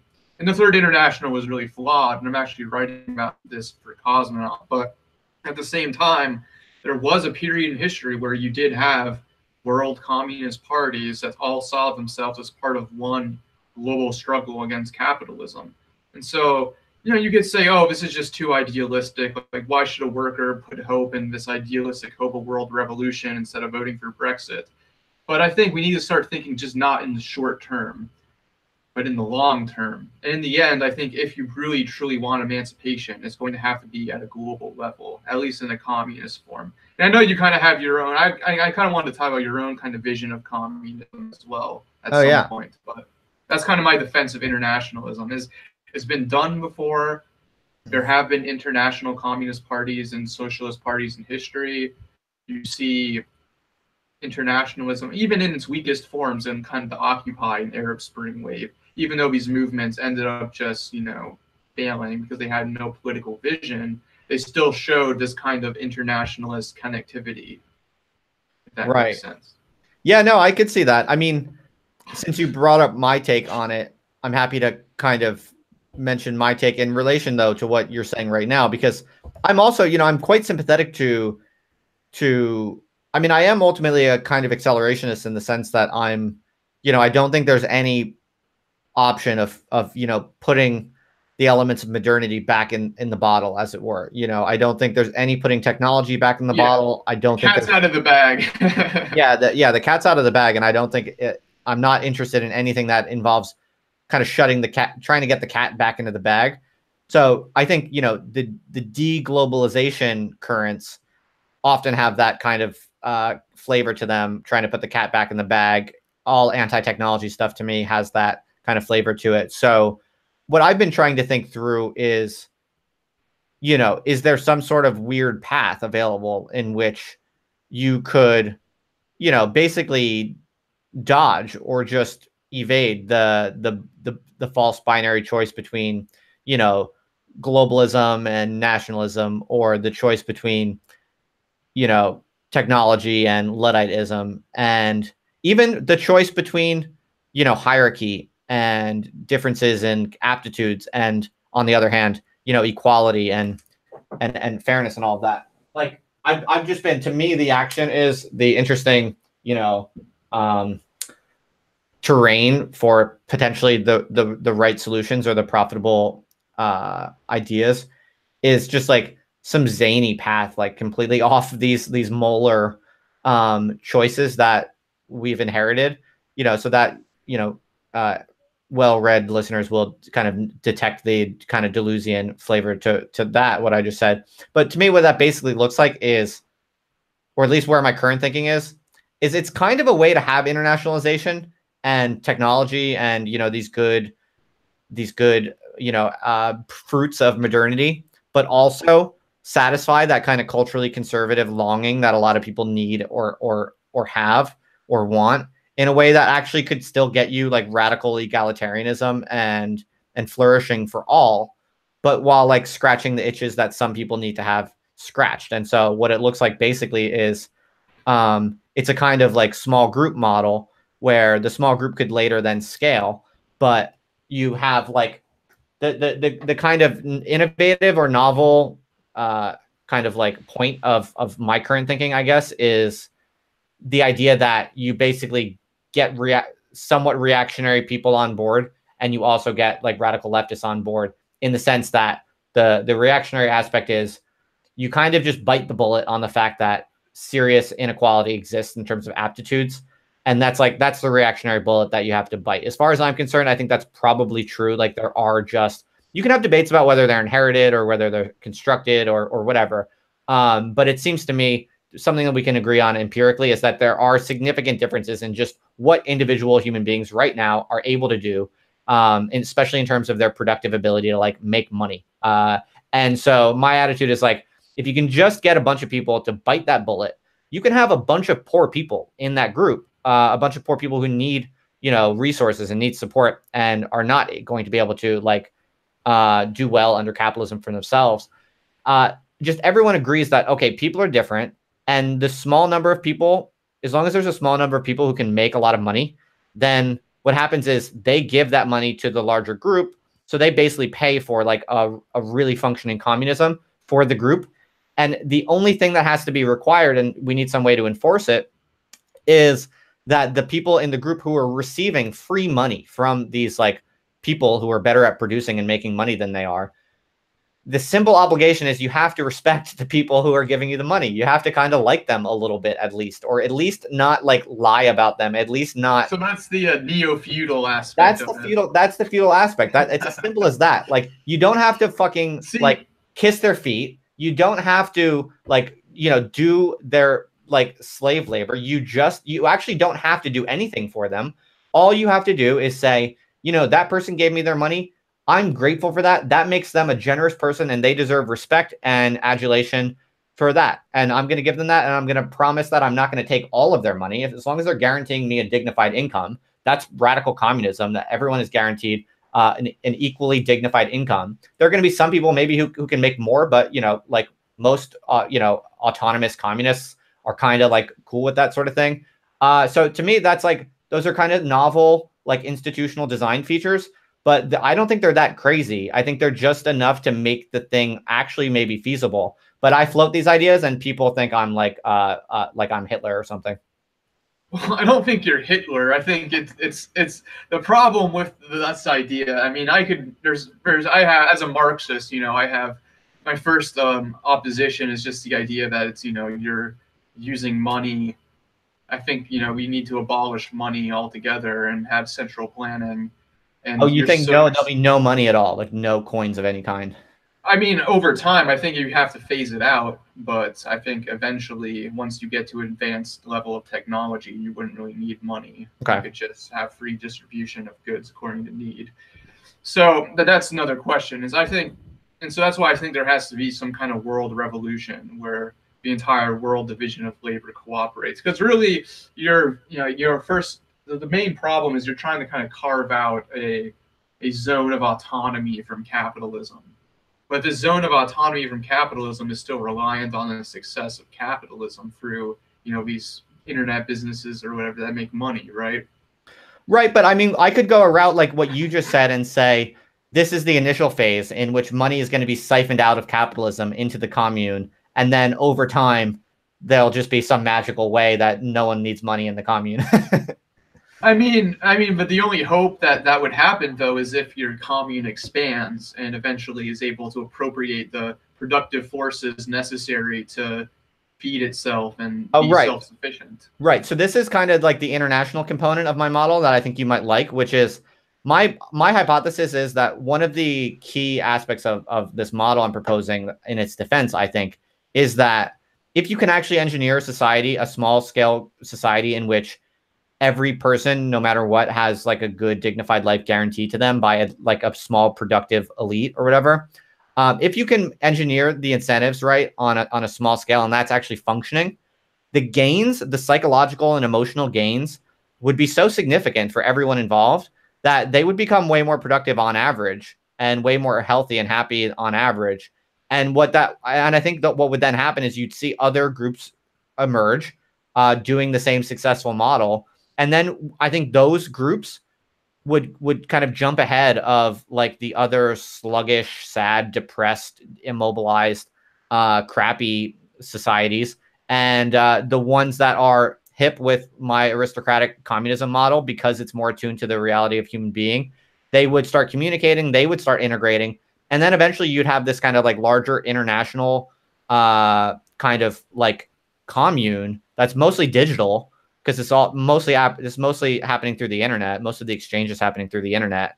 And I think you could imagine a tipping point in which that kind of, you see a kind of like adoption cascade in which that kind of rapidly becomes the norm. Everyone adopts that. And before you know it, everyone is living in this kind of like integrated communism system that actually functions. Yeah, I think, and my second argument against this would be that I think it would just lead way too easily to a cult. Look, for example, because it relies on this group of, you know, small kind of productive elite and everyone else being kind of reliant on them, and you have to, you know, like them. At the same, I can just see you're going to have to create some kind of metaphysical system to ensure that loyalty, I can imagine. So I can see going the road of something like Rajneeshpuram or something. You know, if you I don't know if you saw that Wild County documentary. Yeah, definitely. I've read a lot about the history of like radical small group movements for exactly this reason. I've always been interested in this kind of model, so I'm quite well read on all the ways in which it tends to fail. And you're absolutely right to note that some sort of like cult problem is a very common culprit for how these types of projects fail. You're 100% right. And that, my friend Donald, is why I've added the key plank to my model, which is the AI blockchain component, in which all of the people in the society have to submit to having all of their activities monitored continuously at all times in spaces within the community. But it's done in a transparent way that everyone can democratically agree on and decide on. And it's monitored in a way that is like open to, like equally open to auditing by all. And what's kind of miraculous about blockchain is that you can basically program into the code like who's going to get what amounts of money contingent on, you know, hard analytical computer decided processes. So basically my argument is that blockchain combined with AI can solve once and for all this problem of radical communist groups becoming cults by, you know, because in the way that I would put this is that the cult problem that you articulate is basically a problem of the initial agreement getting morphed over time to benefit some people more than others. But with blockchain and AI, you can structure it so that it's firmly programmed without possibility of being changed later by, you know, interested parties. So once you get the code right, once you get the software and the smart contracts right, and you have enough monitoring of everything that everyone says and does, and the money is distributed in alignment with certain agreements on what people are allowed to say and do, once you have that code all instantiated and you start running the system, there's no possibility of it, you know, going off the rails or being twisted or malformed by, you know, the cult leader. It has to keep going in the way that it's initially programmed. You might have some errors in how you program it, like some initial startup, some initial attempts to do this might shoot off in a way that fails. But ultimately, when the correct software, the correct, you know, code, the smart contracts are correctly calibrated in a way that absolutely reflects the truth of human being, then once the system gets running, it should last forever in absolute perfect equality and productivity. What do you think?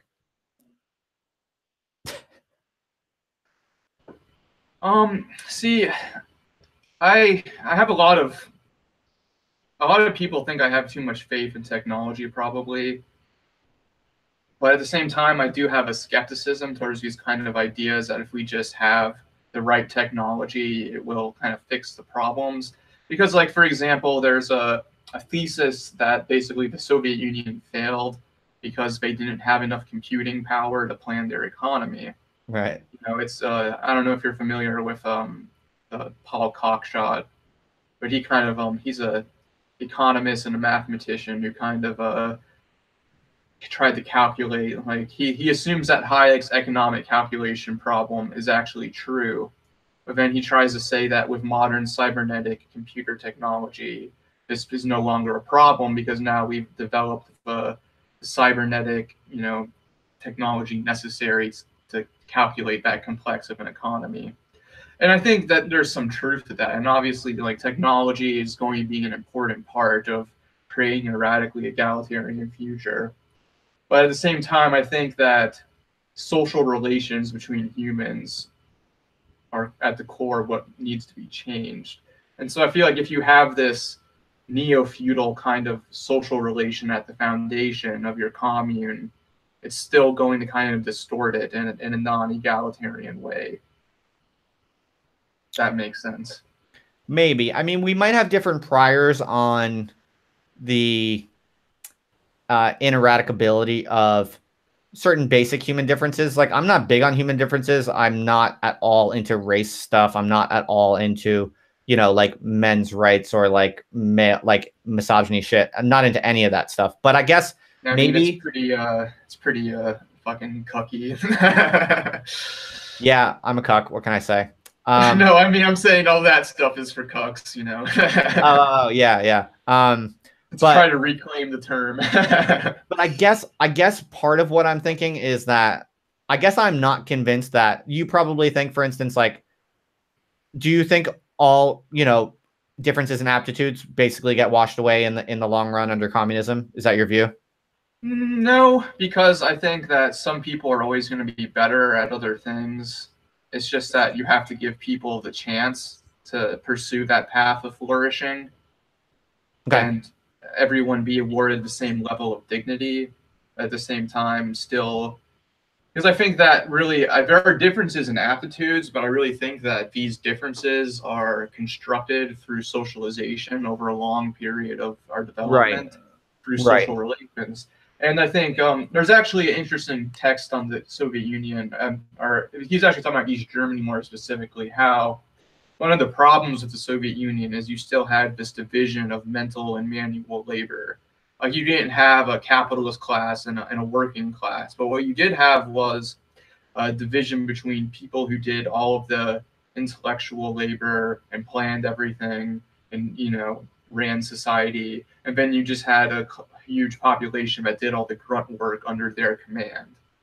And so he kind of argues that, and he's an East German citizen himself critiquing the system, and he is saying basically if we want to move towards communism, what we need to do is find ways to abolish this mental manual division of labor. And his solution is basically kind of this project of merging labor and education so that everybody basically has a chance to become a skilled laborer, essentially. And so that no one is only doing skilled labor and no one is only doing manual labor, but that these forms of labor are kind of combined. And then eventually through automation, we can abolish completely those undesirable forms of manual labor. If that makes sense. Yeah. And so I think given these changes in the social structure, these differences in aptitude will be more so just you're just good at something that you're really good at, and then someone else is good at something else, and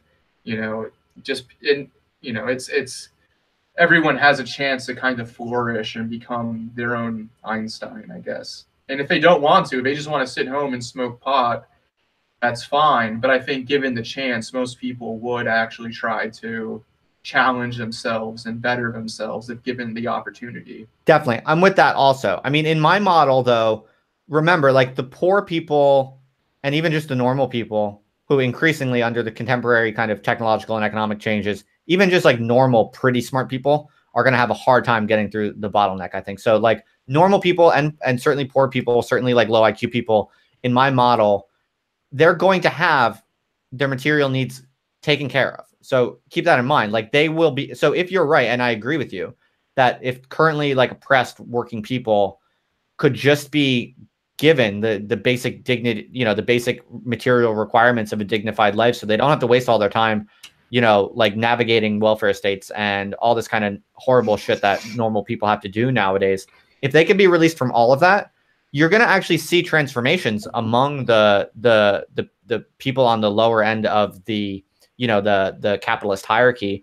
And those people are going to, in my model, those people can transform. They can start doing new things, and they can still gain more respect from the other people in the system. So like the terms of the smart contracts would be such that like as people transform, it's marked in their behaviors, and the status that they deserve and that they're given is going to be dynamic. It's going to reflect the reality of what they're doing. So I'm not imagining a technological system in which people are pegged to like the initial markers of who they are or something like that. I'm just imagining the parameters have to be specified, like what you're going to measure as representative of behaviors. That has to be worked out and agreed upon. But as people transform, people's measures on the different variables are going to change. And that's dynamic and open. And so you could imagine well within my system, like an equalization of status, an equalization of capacities, perhaps a differentiation in terms of what people choose to do and what they're best at and things like that. But I think the ultimate expectation would be a kind of optimal functional differentiation in which people do what they like to do the most, which is also what they're best at, because those two things are going to be aligned most likely. And in my model, like people are going to, the idea is that would be dynamically enforced and consistent with like the distribution of money and like the smart contract system. And another thing is the people making money on the open market, like the producer elite, they could, especially once the community is like up and running and everyone's like more functional, and maybe there's more maybe there's like, food production and all kinds of stuff have been created or something like that from the time and energy opened up by their noblesse oblige. Then, the producer elite might decide, we don't feel like running these small international tech businesses we're like running right now. Let's wrap these up and let's just be one equal member of the team. And so we forego our special aristocratic status because it's not worth the extra work that we're doing. And then you could imagine like the top converging towards the middle and the bottom converging towards the middle also. And the outcome could be one in which, you know, everyone's more or less equal in this kind of revolving way. Just because it's measured and systematized doesn't mean that it's like brutal or like locking people into roles. Yeah, I mean, I think, you know, if you can pull this off and then have it not turn into a cult, you know, I'm all for you. Then You I know, win. Nice. I think, you know, for example, Engels actually says in a one of his letters that, you know, he supports kind of utopian experiments if they succeed because they kind of show the possibility for a life outside capitalism, and that could inspire a greater movement and kind of raise consciousness. As much as I critique the whole idea of consciousness raising, I do think there is, you know, a need to raise consciousness and develop a class awareness and a communist consciousness. And so, you know, I don't think it's actually going to overthrow capitalism. I think at best you'll create kind of a niche within capitalism that might work better than capitalism. It might not, I don't know. Because like what I really think that you need to have a world communist party that unites, you know, the poor. And the idea is that poor people, through participating in the Communist Party and organizing and developing this kind of organization, they themselves develop an aptitude and learn new skills and become capable of running society in the future, if that makes sense. Yeah. And so I guess my vision is more so like a kind of global communist party that, you know, would also participate in elections. Like you would have communists like running for Congress or Parliament or wherever. Like you would, and they wouldn't just be like, you know, liberals who are they would actually be full on like, yeah, I'm a communist, I'm for overthrowing capitalism and the capitalist class.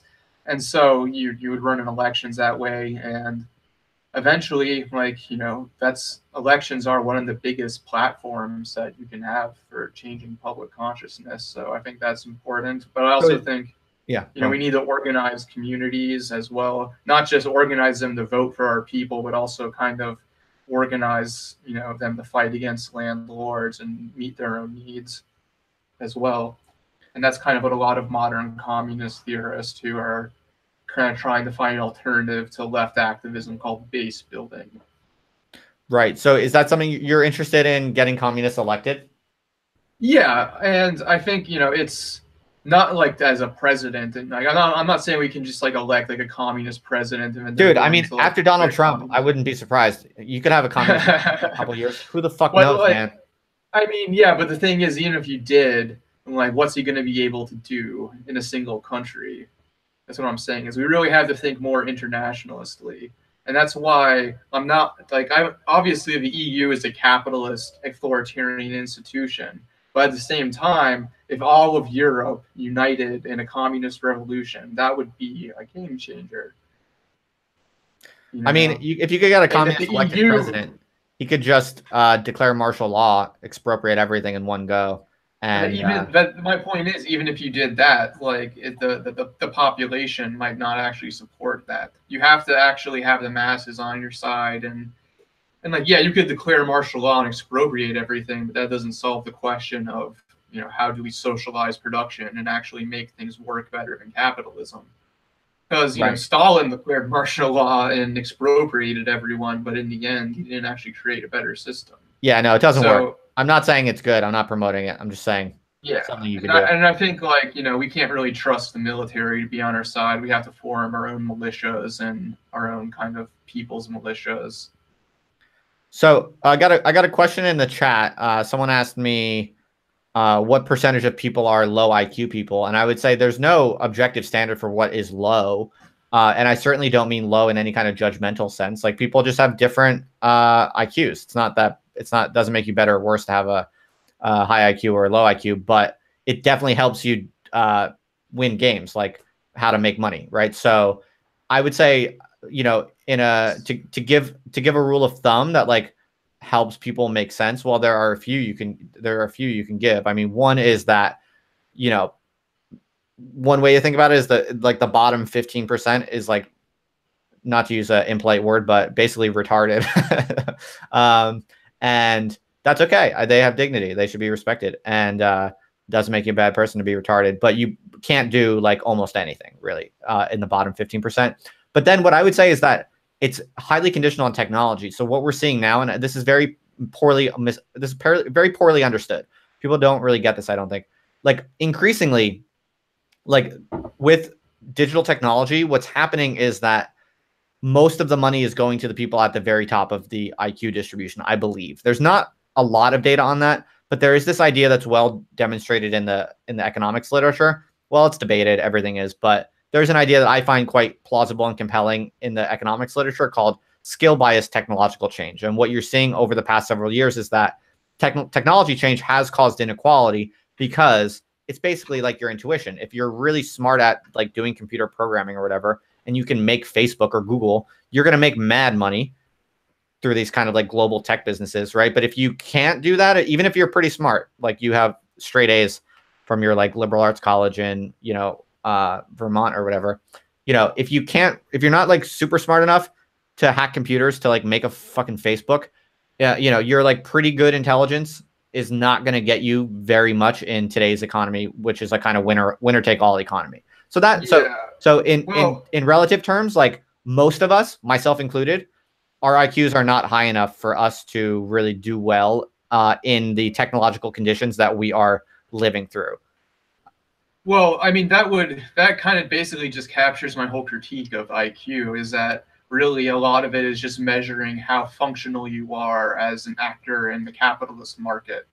And it's not actually measuring how creative and I mean, these are, you know, a lot of, you know, I just think like, you know, I've taken several IQ tests and none of them have been consistent. And, you know, I've gotten low scores, I've gotten high scores, you know, so I just think that IQ is overrated as a metric.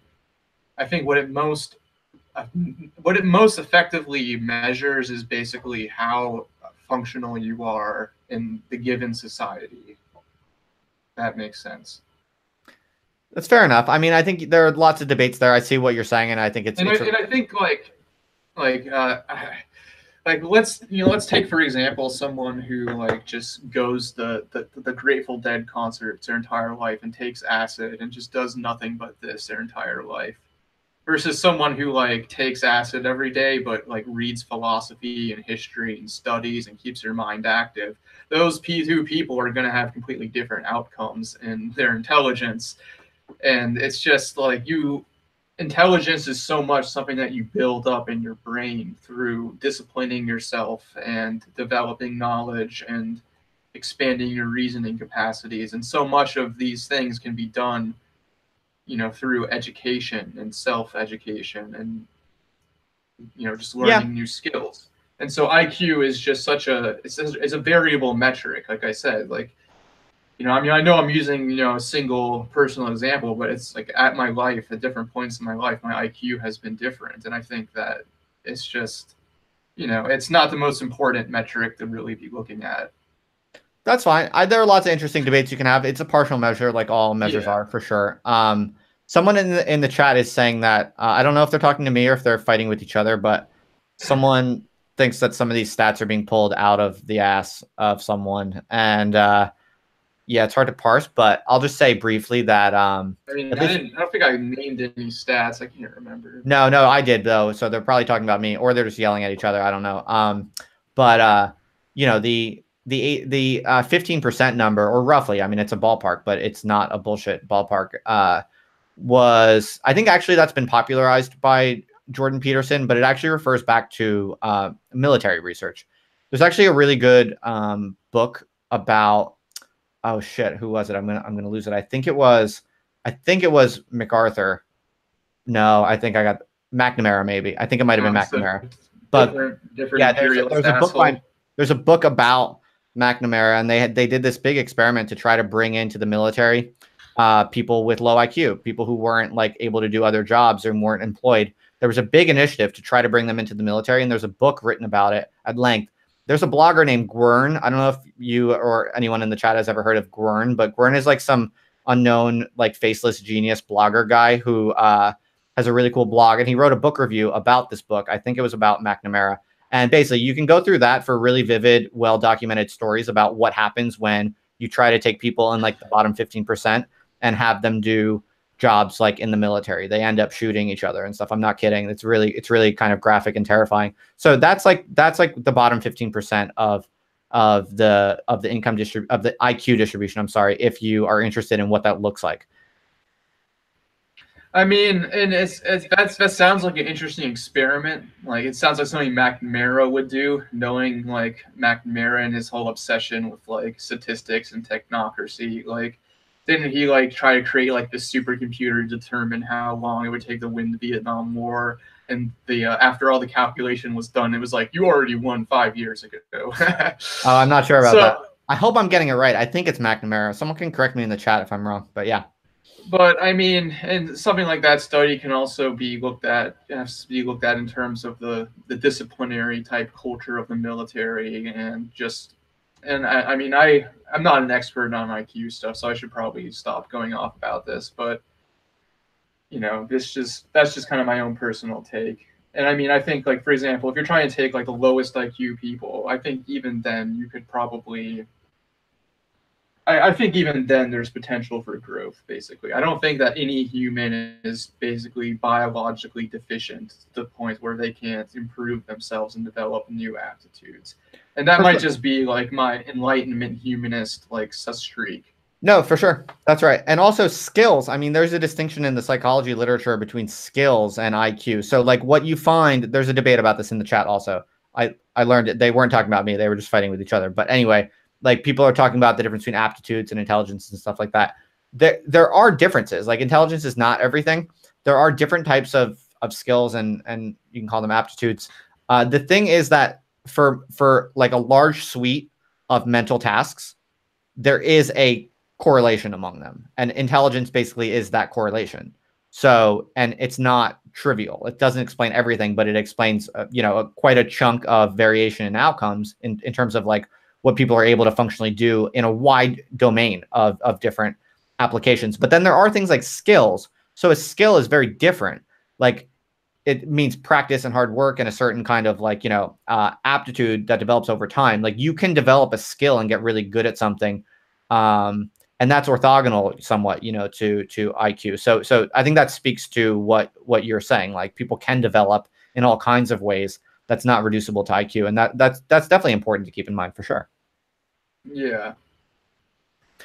How you feeling, Donald? I'm starting to kind of run out of steam because I worked a lot today, but we just did about an hour and a half. Was there anything that you still had on your mind that you really wanted to get out tonight while we were talking? I kind of wanted to just talk about the alt-right and neo-reaction and oh, did you? Okay, you didn't tell me that. I don't think we even got there. So well, I mean, it's just I mean, I don't know, that's like almost could be a whole other like discussion, but it's cool. Give us your rant, man. Go on a nice long tangent about Donald's take on the alt-right or neo-reaction. I kind of followed this stuff before it was even popular. Like I was reading Richard Spencer's blog and listening to his podcast before he was even really famous. And so I kind of saw this stuff kind of pop up it didn't pop up out of nowhere, I think, is what a lot of people are mistaken about. They kind of think that basically like there was this really transgressive like subculture on 4chan and it kind of like trolled itself into becoming fascist. But I really think that like you have to look at the ideologies and the long-term institutional like work that a lot of these kind of right-wing ideologues like Richard Spencer and who's another big one, Greg Johnson, and then you have the whole new European right, like Alexander Dugin and Alain de Benoit. And so I think like a lot of people kind of think this popped up out of nowhere. And you also had the whole neo-reaction blogger trend. I think that, and I understand that's different from the alt-right. They have it's people would put it under the umbrella term of the alt-right, but I think that a lot of people kind of just see it as almost like this pure creation of the internet. When I think it's really kind of an expression of something deeper in our society, like a deeper kind of alienation. Yeah, fair enough. So do you think that what do you think about the more intelligent neo-reactionary writers or thinkers? Are you have a take on that? Neo China arrives from the future. No, I'm just kidding. I read some Nick Land. I'd like to read his earlier work, to be honest, because that seems more up my alley. I read The Dark Enlightenment, and I just see it as kind of the opposite of what I believe in, because I see a lot as kind of just this attack on Enlightenment values and egalitarianism and rationality, and this whole idea that humans can use reason to create a better world. And I see a lot of this as just kind of a backlash against these ideas. But what's funny is that, like, you see this same backlash in the left, within the post-structuralist left, basically. There's like these attacks on reason and these attacks on universalism. And so I think, like, in a lot of ways, like, there's almost a deeper kind of tendency in society maybe that's being expressed, and it gets expressed by the post-structuralists in different ways, and it gets expressed by the neo-reactionaries in different ways. But I think at the core there is this kind of deeper rejection of humanism and Enlightenment values that's at the base of it.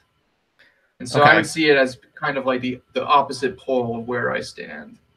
So because of that, I find it interesting to read, because these are like the ultimate arguments against, the principles that I would say are core to my kind of political ideology. Yeah, that's cool. Yeah, you should try reading Nick Land's early stuff. Like, you should read Capital, Kant, and Incest, or I forget the order of it, but that's an interesting one. That's where, like, you can see his kind of earlier, like, he has like some anti-capitalist kind of vibes to it, and some strange like feminist vibes to it. It's quite interesting. That's a good one. Maybe you might find fascinating to read, or like Transcendental Miserabilism is like a short one. I want to read his book on Bataille, but I want to read more of Bataille first, because I think that Bataille is kind of an interesting character. Bataille is awesome. Bataille is one person I've actually read extensively on. I've read most of Bataille's books. Yeah, he's amazing. I think I tried reading Nick's book about Bataille. I didn't get very far. It's a tough slog. I didn't have the time for it at the moment, but Bataille is awesome. Yeah, Bataille is an incredible person and thinker. Ultimately, quite Catholic, I thought, in a strange way. Raging communist as well, which is interesting. Strange man, but interesting for sure. What do you say to the Adorno kind of critique of Enlightenment and rationalism? Like, I'm quite sympathetic to that personally. Like, I do tend to think that at a certain point, rationalism does become a kind of barbarism. Do you have a take on that, or have you not thought about it much? I've read Dialect of the Enlightenment, and I had a lot of trouble getting through it, to be honest, because a lot of it was just really esoteric. But I think that Adorno bends a stick too far against Enlightenment rationality, and I think ultimately, like, he kind of suggests that the Holocaust was like this extension of Enlightenment rationality being taken into a barbarism. But I think that historically, like, fascism was really more part of the counter-Enlightenment tradition. And so I think the problem isn't so much reason as such as just this kind of capitalist instrumentalization and animation of humanity into just this labor power that's to be exploited as a resource. So I think it's more to do with capitalism than reason, I think, is what Adorno's getting at. But I think he takes it a step too far by trying to kind of say that the Enlightenment is myth, so it could only become this kind of irrationalist dominating ideology. Because I don't think that's the inevitable fate of the Enlightenment. I think that there is a radical side of the Enlightenment that is still basically contains the roots of the emancipatory values that the left should be embracing.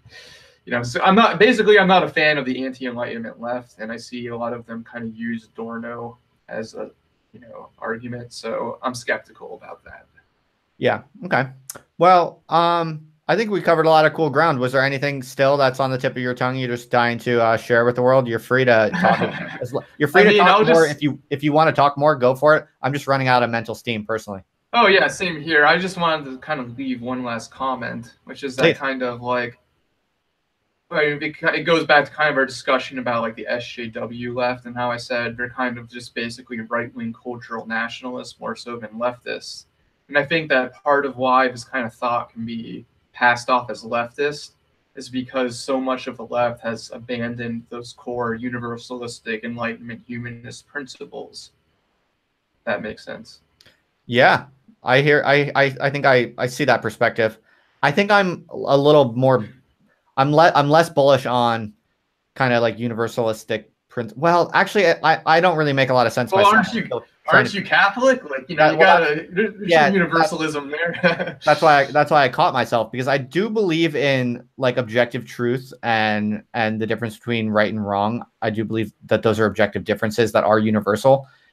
However, when universalism is used in politics, it often means something slightly different than universalism. It often means like what I think of as kind of like a kind of integrationism or a kind of like social control model, which is what universalism often means in practice in politics. And so if that's what people are talking about when they talk about universalism in politics, I tend to be averse to anything that involves kind of implicit aggregation, uh, rather than, yeah, I think at this point I tend to think more in Yeah, terms I of mean, exit. Yeah. yeah, I see. I kind of, you know, I'm part of kind of integration of all humanity into a kind of collective community, and that's a whole other debate. But like, fuck, what was I gonna say? I'm Was into like a long-term ultimate kind of universality. Like I do think that we are all radically equal, in the sense that we all come from dust and will return to dust. However, I think that, and I also have hope, or I wouldn't call it hope because I don't believe in hope, because hope causes fear. But I I do believe that there is a possible equilibrium in empirical reality in which all people have everything they need and deserve. And I do think it's in practice, and in theory, achievable. However, I don't think that the path to it ever comes through kind of organized, planned, instrumental aggregation movements. I think that there's a path to universalism that is actually through the routes of the underworld, that actually goes through a kind of exit, deep forms of exit, deep forms of departure, deep forms of, um, very shadowy, hidden, private forms of group and mental and physical reorientation that then, when it's adequately achieved, then becomes the basis for collective negotiations and communications, and then the possibility of genuine organic aggregation. But yeah. it only comes through like this weird dark pathway, down through the soul, through the underworld, and through small communities. Well, I think the Marxist answer to that would be that pathway would be class struggle, that it's through this kind of necessity for the poor to unite and fight for their needs in society that this kind of universalism becomes possible. But I was also going to say was like one of the problems with universalism is that it's often used as a discourse of imperialism. And you see this with the neoconservatives, how they try to use this whole idea of spreading democracy to justify just the looting of the global south or whatever you want to call less developed countries. And so it's and there's a real problem with how the Enlightenment's kind of discourse on reason and rationality has been hijacked for particular interests. But I think that the problem is that it's not truly universalistic enough, not that it's universalism, if that makes sense. I hear you. Yeah. Donald, thanks a lot for hanging out with me, man. It's been Yeah, fun. It's been interesting to yeah, this was a good chat. just share some ideas, and I think it's been pretty productive. Have you enjoyed your time here? Oh yeah, yeah, I had an interesting conversation. Awesome. Well, thanks again for hanging out, and we'll stay in touch. Yeah. All right, sweet. Cool. Thanks for having me on. Yeah, totally. Thanks for reaching out. Take it easy, Donald. Talk to you Free later. publicity. Oh yeah. Do you want to plug your stuff real quick? There are links in the Um, description, but you can tell people about it if you want. oh yeah, yeah. Check out cosmonaut.blog. Check out Swampside chats on SoundCloud. It might not be your thing, but just check it out anyway, and feel free to write to us and leave a critique or a compliment. We're Cool. very interested in. So yeah. Cool. Awesome. All right, Thanks for sharing. All right, take it easy, Donald. All right, people. Thanks for hanging out with me, as always. It's so cool that I have more friends on the internet than I do in real life. I haven't been hanging out with many people in real life for quite a while. I do periodically. I have one or two people I see every few weeks, but right now I'm probably it's probably fair to say that I'm like emotionally and intellectually closer to more people on the internet right now than I am in real life. And that's a little strange. I mean, I think I have a balanced head about it. I know, I'm not overly invested. I get away from the computer a lot. I don't waste hours like scrolling through shit and getting stressed and anxious. Um, I think I have a good attitude towards it. I think it's working out in a way that I actually like better than being a normal person with a normal social life. I'm learning how to read the comments while also talking without getting distracted, and I'm learning to, maintain my own clear vision in a productive, forward-moving way without constantly being reactive and constantly getting distracted by, what random commentators think or whatever. So I feel like I'm settling into a good equilibrium, and it's fun, and I want to keep it going. So yeah, thank you to all of you for hanging out.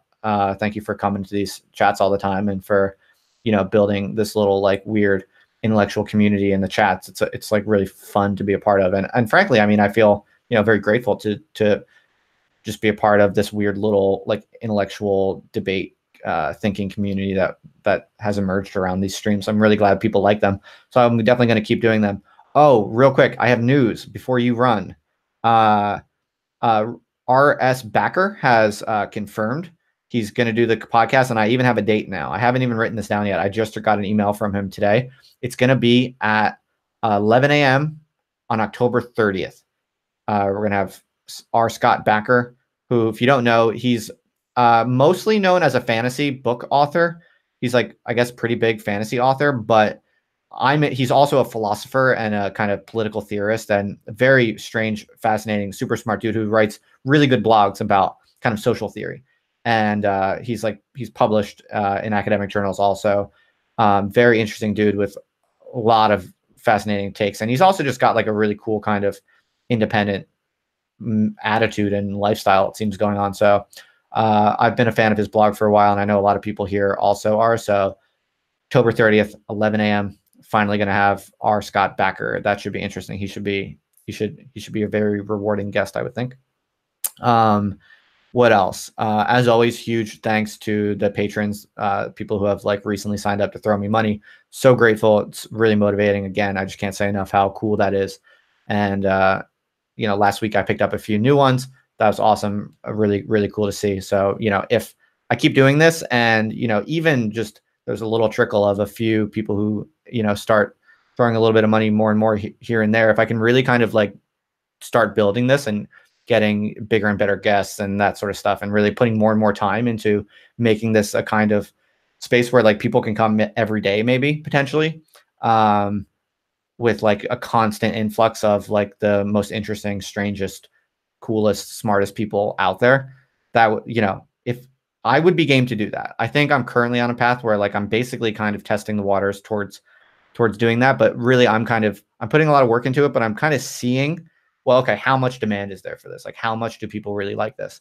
And so far, I've been pleasantly surprised. Like I said, if I can get even a few new patrons, or like just a little bit of, people willing to like this enough that they actually want to support it, if I can get signs of that kind of a little bit each week, then I feel strongly that I'm going to definitely start doing this more and more, and seeing how deep I can go with this strange kind of internet like platform that we got going on here. I got some blog posts scheduled to come out in the next few days.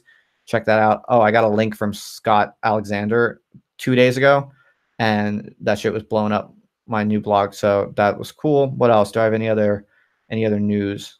I'm gonna have the Trad Queen on the live stream on Friday, I believe it is. I have to check. And then I think Saturday it's going to be Robert Mariani. I'm going to make these events soon and post the link. So if you want to check back. But I think it's going to be this weekend. It's definitely going to be this weekend. I'm just forgetting the exact days. I think it's Friday and Saturday, but I'll keep you posted. It could be Saturday and Sunday. I don't have it in front of me. But yeah, thanks again for hanging out. As always, it's fun.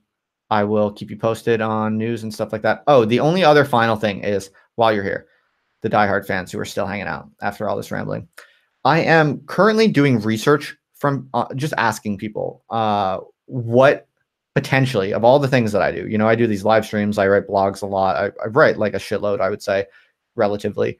And I also do the audio podcast, which has kind of been on the back burner because it's time consuming.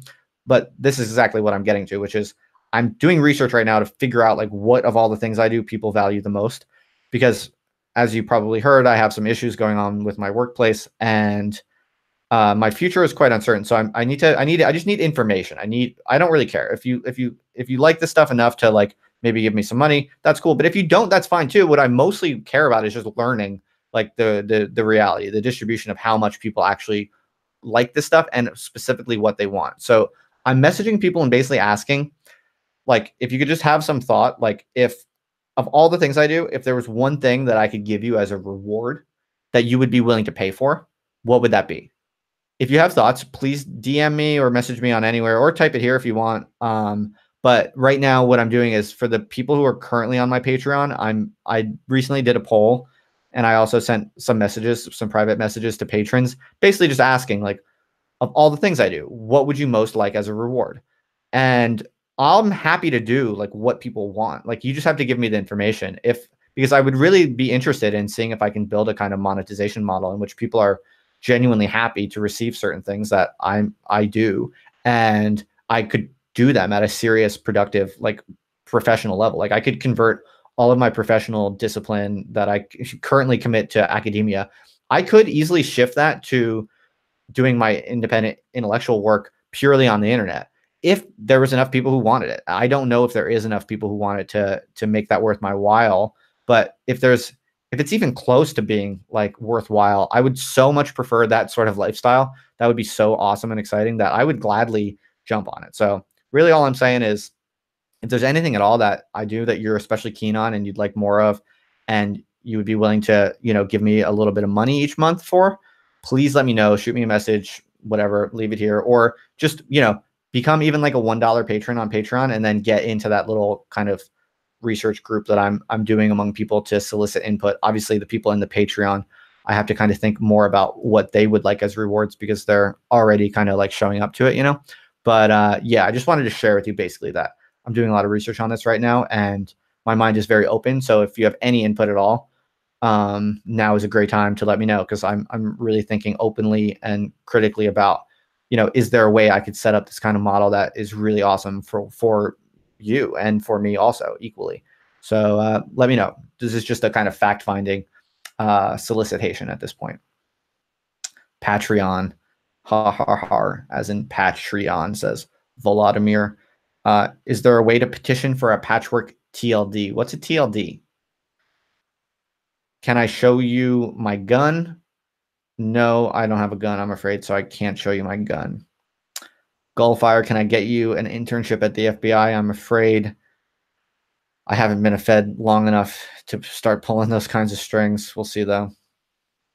Skeptical Face says that this vid stuff is probably the best. All right, good to know. Thank you. Gullfire, feet pics.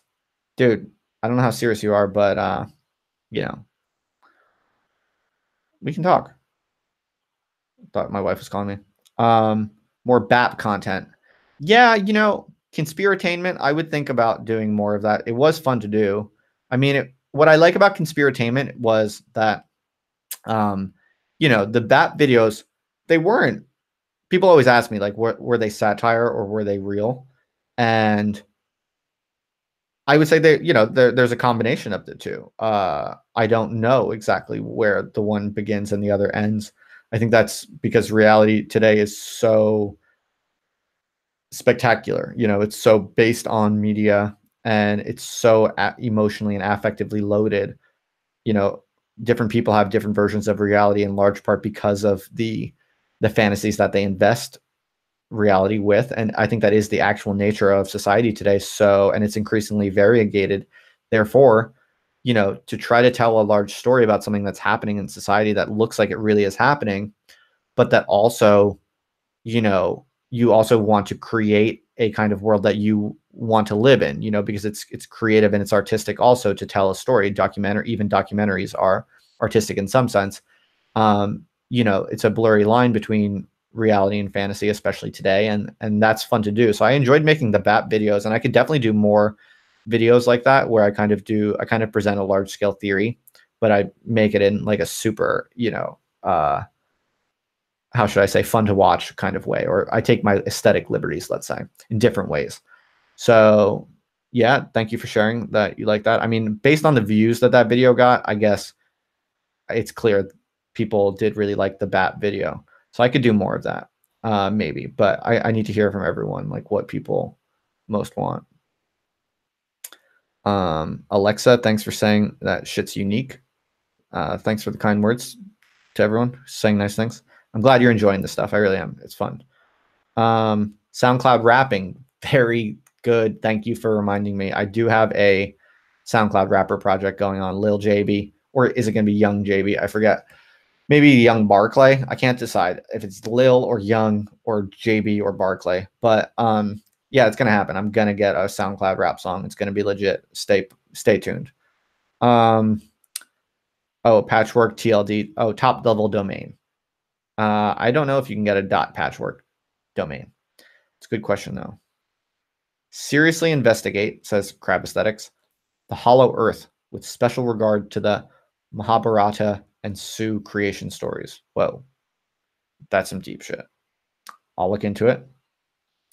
I'm afraid that might be sufficiently far outside of my wheelhouse that, and I don't know many people who are also going to vote for that. So I don't know. If you feel strongly about that, maybe you might have to harass me for a little while or explain to me why I want to do that, or pay me, but you don't have to.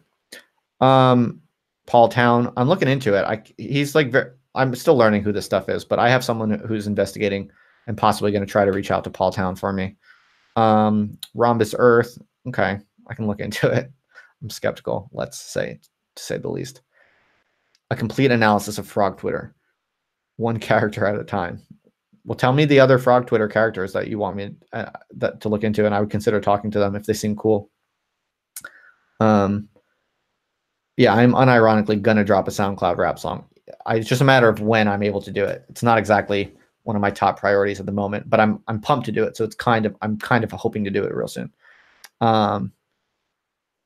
Serial Girthwiz asks me, do I feel fulfillment in my life? That's a really good question. It's a deep question. Thank you. And I would say, to be absolutely honest, right now I feel deep fulfillment in my life. I do. I think that something I'm learning about myself is that I am happiest and most content, and everything in me just kind of feels best. It feels, yeah, fullest, or the most kind of, I feel like I'm operating smoothly on all of my gears at once when I'm at war with something big.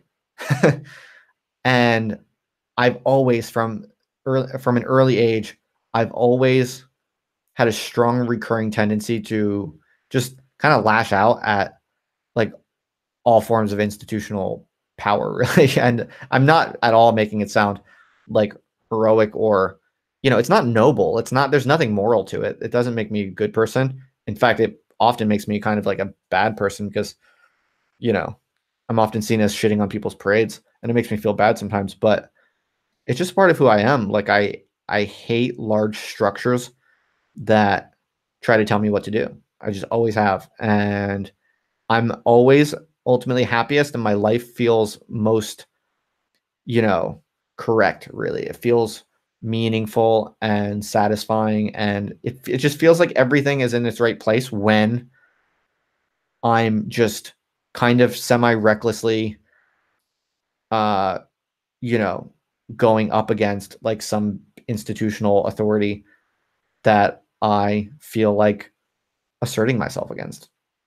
So at the moment, I love my wife tremendously. She loves me and supports me a lot. I feel so grateful to have her, even though, like, you know, stuff with careers, like when your career path gets like potentially very threatened, and things like the possibility of losing jobs, and or even just, you know, the possibility of losing social status. These sorts of things can fuck people up really bad. And I've never really I just honestly have never really cared that much about the status gains from like being an academic. And I've been poor, and so I'm not like afraid really of having a lower income. But, you know, one thing I'm really grateful for is that my wife could very well care about these things. Like most people, many people do. And there are many people who are academics who, or anyone who has like a professional kind of life where they have a little bit of status and they have like a decent, you know, privileged income, who their partner would be pissed as fuck if they, you know, potentially could get in severe trouble and potentially even lose their job if just from like running their mouth, you know. That's the kind of thing that like can throw marriages into total disarray for normal people.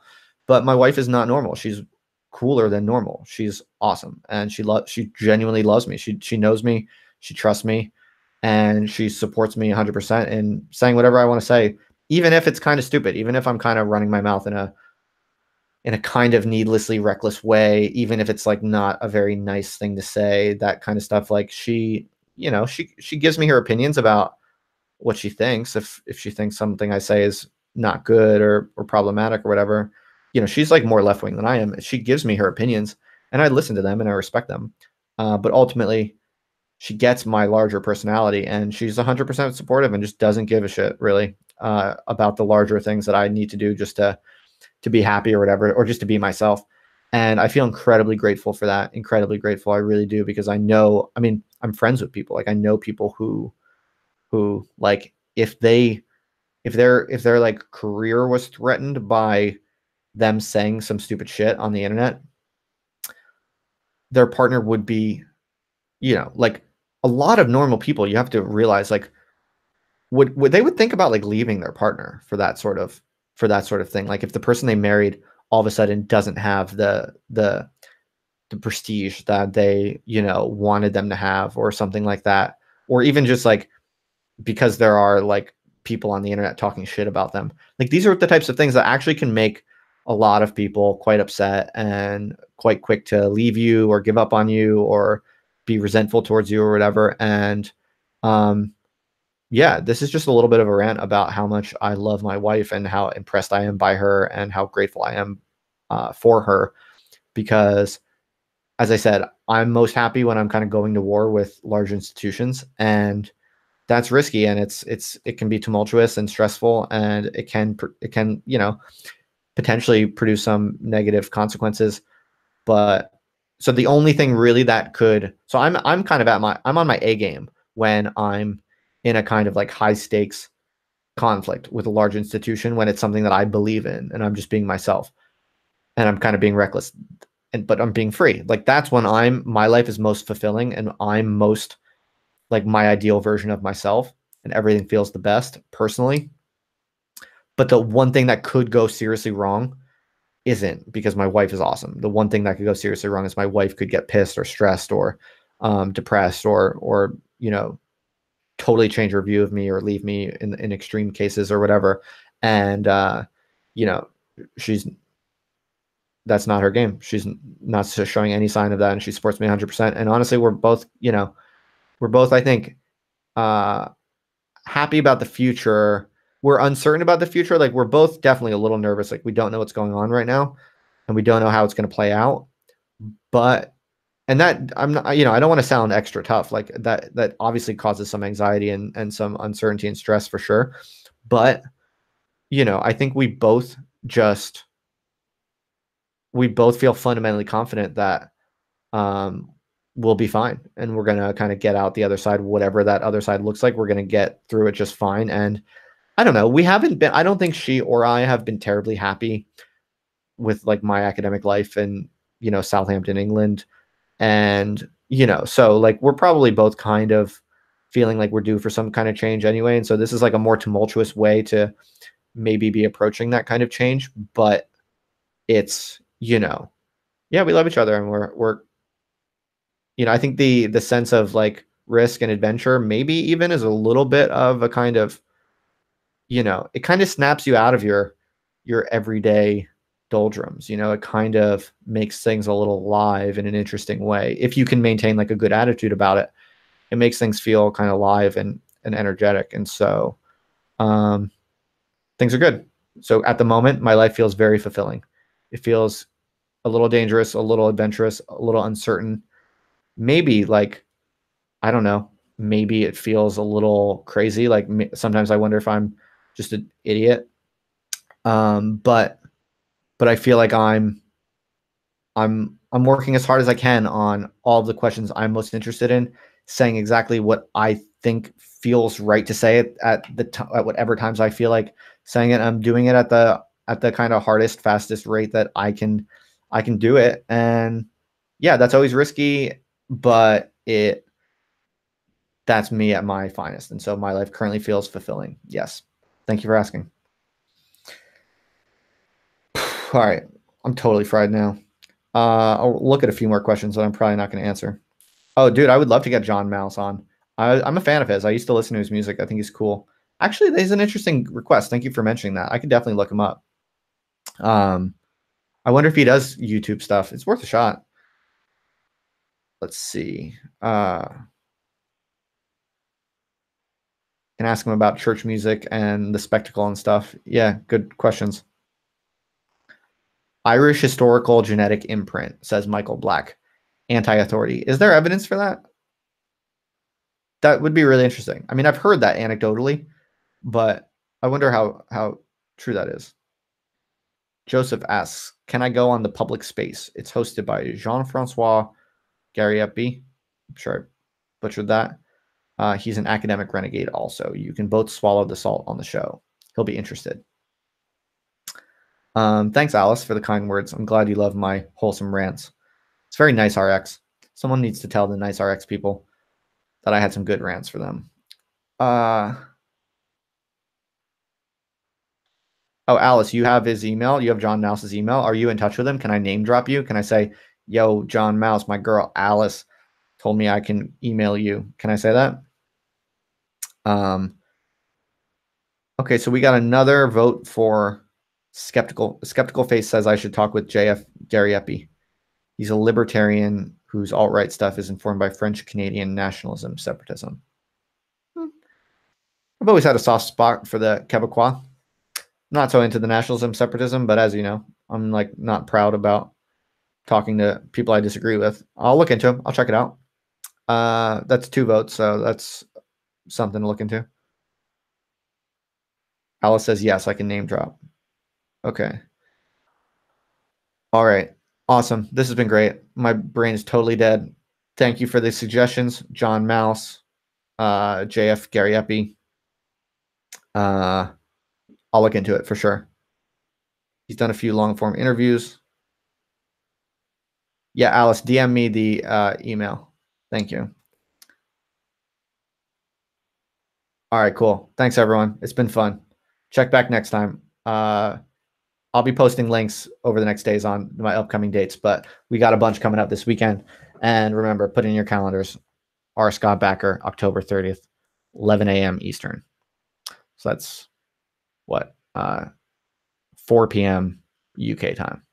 All right, everyone. Peace out. It's been real.